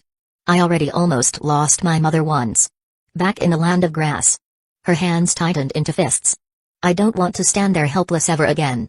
So let's grow stronger together, strong enough to never depend on anyone to save us, strong enough to save those who we love. Yami looked toward her for some time once again, a small smile coming on her face. It wasn't much, but it was the first genuine one she had in a while. You're stronger than you think, you know. Karen looked away, embarrassed. Not strong enough. She muttered. Then we'll change that. Yami said, the smile becoming a little more apparent on her face. Next day, Shizui was commanding his troops to maintain constant watch in the region, even though there was no movement from Hidden Clouds Village and Hidden Stones Village's side anymore. But they had already surprised Hidden Leaf Village once, and the elders didn't want to take any more risks, so they asked the ninjas to remain at their posts to maintain the watch. They even sent more reinforcements. Shizui, who came to know about the attack later, asked for complete details, especially about his family. When he found out about the whole scenario, he wanted to rush back to the village to see his brother, but he didn't get permission for it. He could understand the reason, but that didn't mean his heart could. It took all his willpower to not ignore the Hokage's order and rush back to the village. Finally, after a week, he was given permission to come back to the village.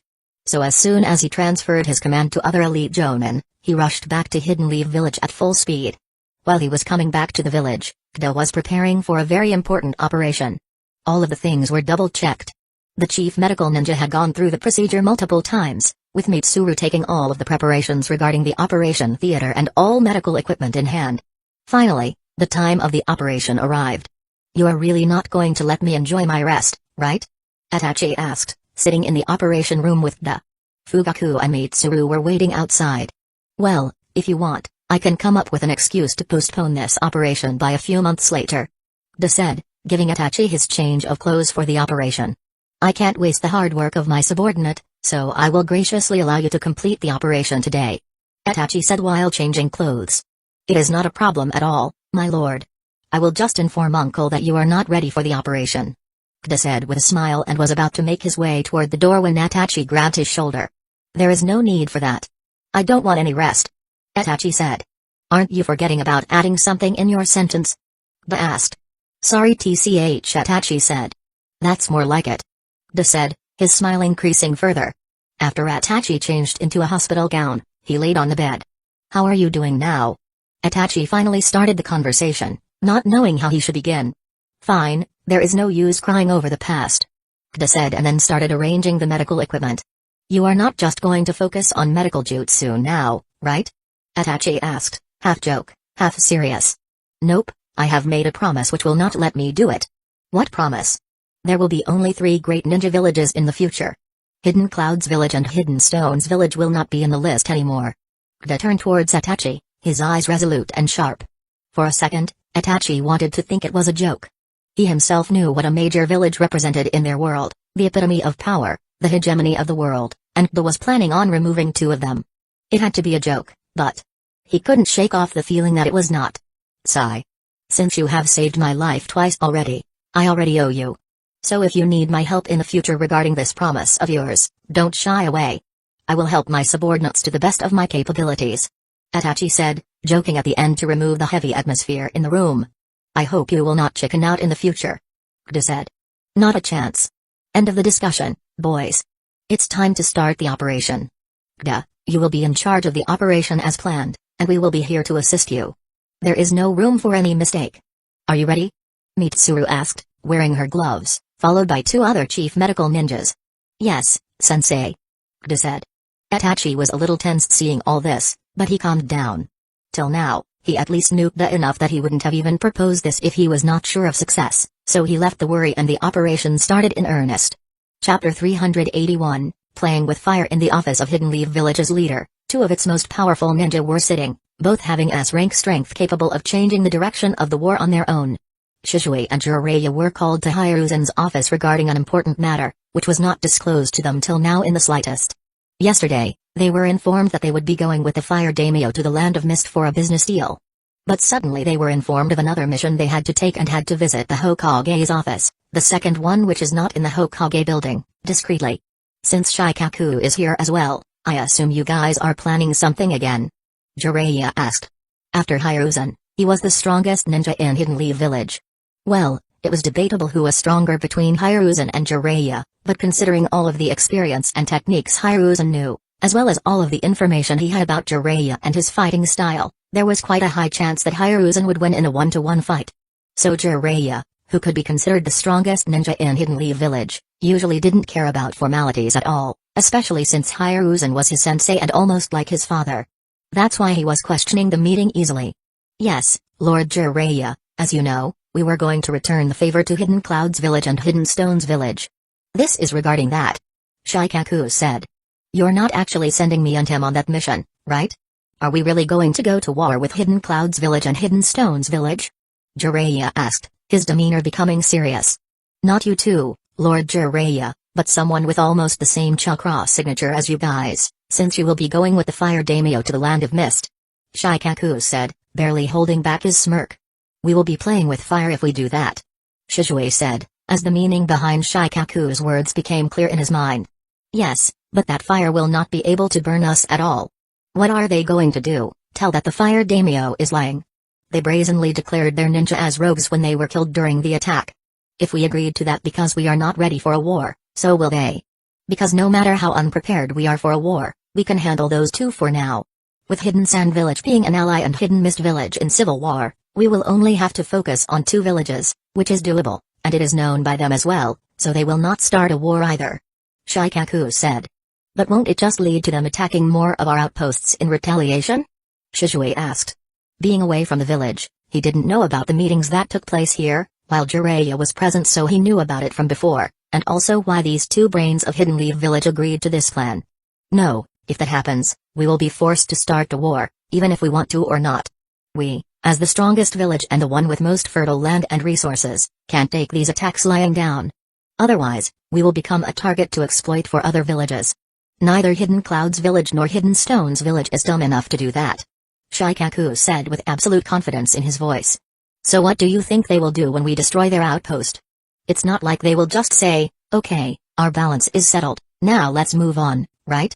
This time it was Jiraiya who asked the question. Out of all possible outcomes, I assume two to be most possible. First, they might not act immediately, but Hidden Clouds Village and Hidden Stones Village have long memories. Instead of direct retaliation now, they might bide their time and strike when we least expect it. Or they might retaliate in a limited, controlled manner, perhaps sabotaging supply lines or ambushing our shinobi, but they won't escalate to full-scale war unless they're prepared for it.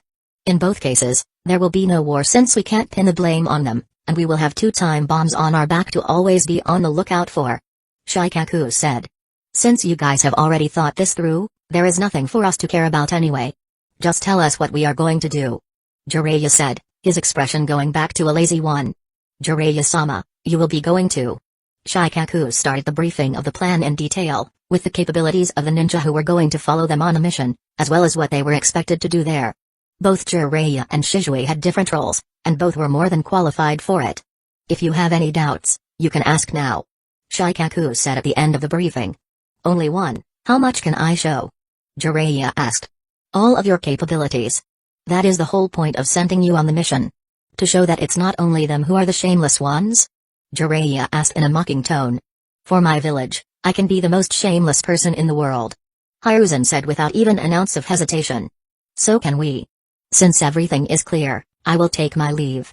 I have to complete my latest chapter of Kaka Paradise Season 4 before leaving. Jiraiya said, bowed to Hiruzen, and left the room. After this, Shizue could only smile awkwardly. You can also leave, Shizue. Since you have to go on 2 missions tomorrow, take some rest. Hiruzen said. Thank you, Lord Third. Shizue said, then bowed and left. After both of them left, Hiruzen turned to Shikaku. Others are prepared for this, right? Yes, Lord Third. They have been briefed about the mission. Since most of them are Anbu or Elite Jonin who have already worked with them, there is no need for any extra training at all. Also, since our attack force is not big, the route for smaller squads to reach there without being noticed has been easily planned. With this, all of the preparation is complete. Shikaku said. Good. I don't want any mishaps during this mission. Our top elite force is going on this mission. If anything happens to them, we will go back a year in our growth. Hiruzen said. Rest assured, Lord Third. The mishap you're talking about will only happen when both Raikage and Tsuchikage move to attack our forces, which is next to impossible.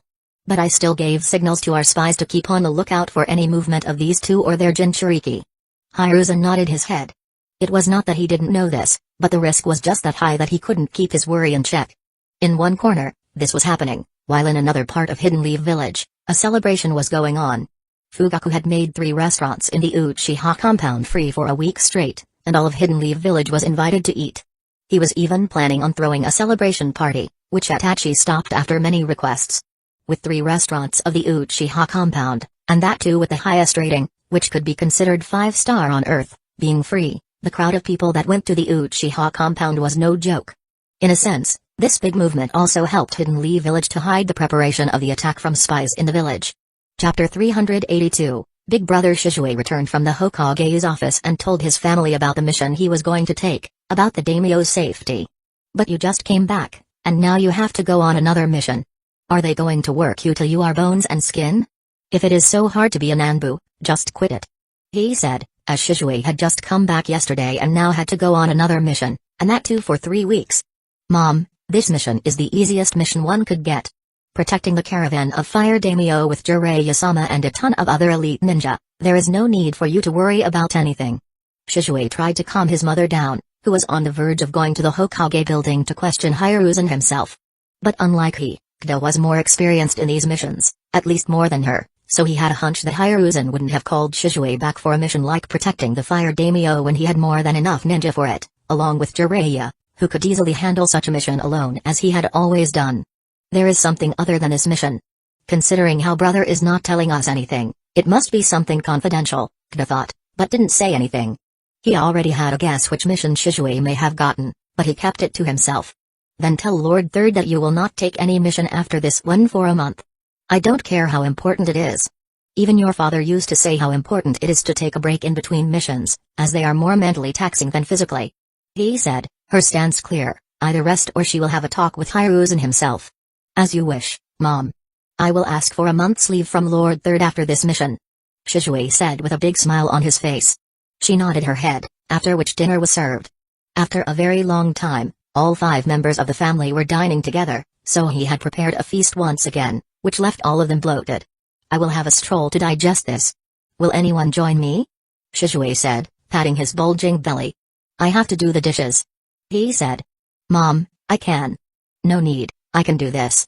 He cut off Shizue's suggestion, because every mother likes to do things for their children more than leisure time. The same was true for he. I will help, Aunt. Yami said, at which he nodded her head. I will come yawn. No, you are going to bed. He said. Then only we are left, brother. Kdo said with a small chuckle. Looks like it. Gua came a roar from the background. With your size, you will give those innocent people a scare of their life. I will take you to the jungle tomorrow. Kdo said. Gua, almost a childlike roar came, and after this much time, the family was able to understand the meaning behind some of its roars, like this time. Yeah, I promise. So, you are going on a single S-rank mission? Kdo asked Shizue. They had chosen a rather remote alley as the village was still very active this hour, especially the Uchiha compound, the safest location in the village. The shops rarely close in this clan, one can see some movement at all hours. But it made peaceful night walks impossible, so they chose the area near the training area and border of the village. As you can guess, no. But I can't tell you where I am going. Shizue said. There is no need, brother. I already have a guess about that. Best of luck and be safe. It will not be easy. Kdo said, looking toward him. It would be a complete lie to say that he was not worried at all. No, he was worried. He was worried about the mission Shizue was about to take. There was no way Hidden Clouds Village and Hidden Stones Village had not prepared for the attack, considering Shizue was being sent on a mission where there were n number of possibilities that something may go wrong. Kdo wanted to stop Shizue from going on the mission, but he knew that it was actually the peaceful time compared to what would happen in the future. Haha, are you actually worrying about me? Don't you know who your brother is? Shizue left and ruffled Kdo's hair. I know, but I am worried. Even a 10-year-old is now more stronger than you. Now I doubt whether your reputation is authentic or not. Kdo said with a smile. Ha ha ha. Just because you got Mangekyo, you think you are now stronger than me, huh? Well, now I have to earn back my pride as the big brother. Why don't we have a spar? Shizue asked. I don't want to injure you before your mission, brother. I am still new to this and may not be able to control myself. Kda said with a smirk. Well, you are a doctor. I am sure you will be able to heal me just fine. Shizue said, a vein bulging on his forehead. What happened to you, Kda? I thought you guys just went for a walk. Why does it look like you were hit by a carriage? He asked worriedly. I slipped. Kda said, turning his head away. He then turned to Shizue for an explanation, only to find an annoying smirk on his face. How many times do I have to say it to Kda, don't become careless.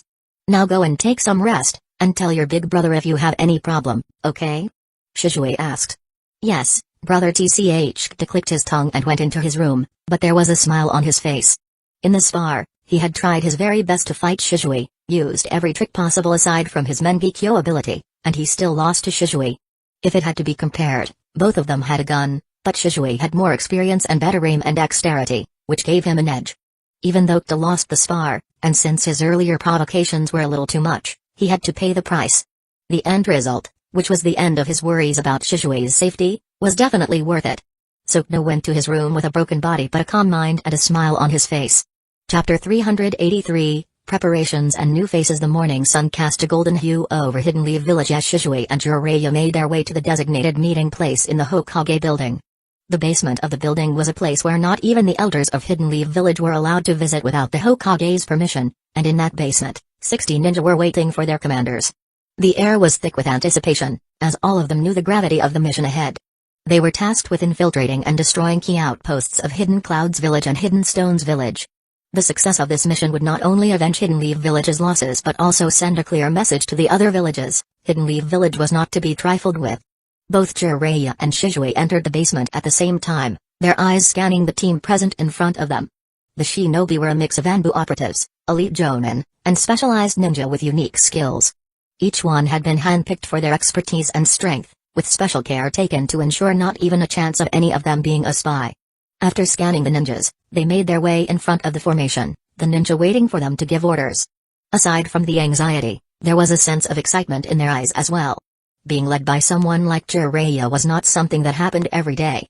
His role in previous wars and the number of missions he had completed was legendary among Hidden Leaf Village ninja. Jiraiya, ever the experienced leader, stepped forward first. His booming voice echoed across the basement as he addressed his team. Alright, listen up. You all know why we're here. This isn't just another mission, it's a statement. We're going to show Hidden Clouds Village and Hidden Stones Village that Hidden Leaf Village doesn't back down. But remember, this isn't about recklessness. We move as one, we strike as one, and we come back as one. Understood? Yes, sir. The team responded in unison, their voices filled with determination. Jiraiya's team was a well-rounded group, consisting of close combat specialists, long-range fighters, and infiltration experts. Since Jiraiya himself was a Fuinjutsu Grandmaster, there was no need for a dedicated sealing expert in his team. Instead, he had a few shinobi proficient in barrier techniques and trap setting to complement his own skills. Meanwhile, Shizue observed his team with a calm yet calculating gaze. His group was equally impressive, but with a slightly different focus. Among them was a Fuinjutsu Grandmaster, a rare and invaluable asset for any mission of this scale. Shizue had been briefed about the man's importance and knew that ensuring his safety would be a top priority. After the initial statement, Jiraiya and Shizue made way to their respective teams. Good morning, sir. I am Shizue Uchiha. I am tasked to lead this team for this mission. Please help me on this mission. Shizue introduced himself first and with great humility, because he knew the man in front of him was no joke. Even though he was the leader of the group, in a sense, this person was more important than even himself, which became increasingly clear when he introduced himself. The Fuinjutsu master stepped forward, introducing himself. My name is Renjiro Hyuga. I specialize in large-scale sealing techniques and barrier creation. Please use my expertise as you see fit. The aged ninja said. A Jonin-level ninja from the Hyuga clan, that in itself would make him a valuable asset for the village, but his other expertise makes him invaluable. A Hyuga Fuinjutsu Grandmaster is better than a normal one since he could see the changes in chakra easily and find hidden seals with more ease. With him being from the main family, his importance increased even further, making his security much more critical.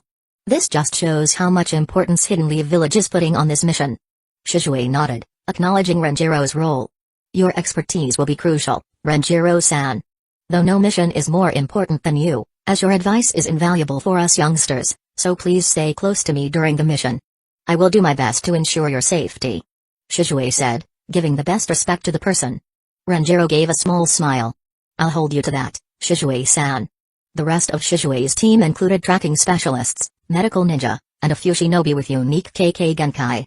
One of them, a young woman with sharp white eyes, stepped forward. I'm Ayan Hyuga. I will take the duty of Renjiro-san's safety, she said.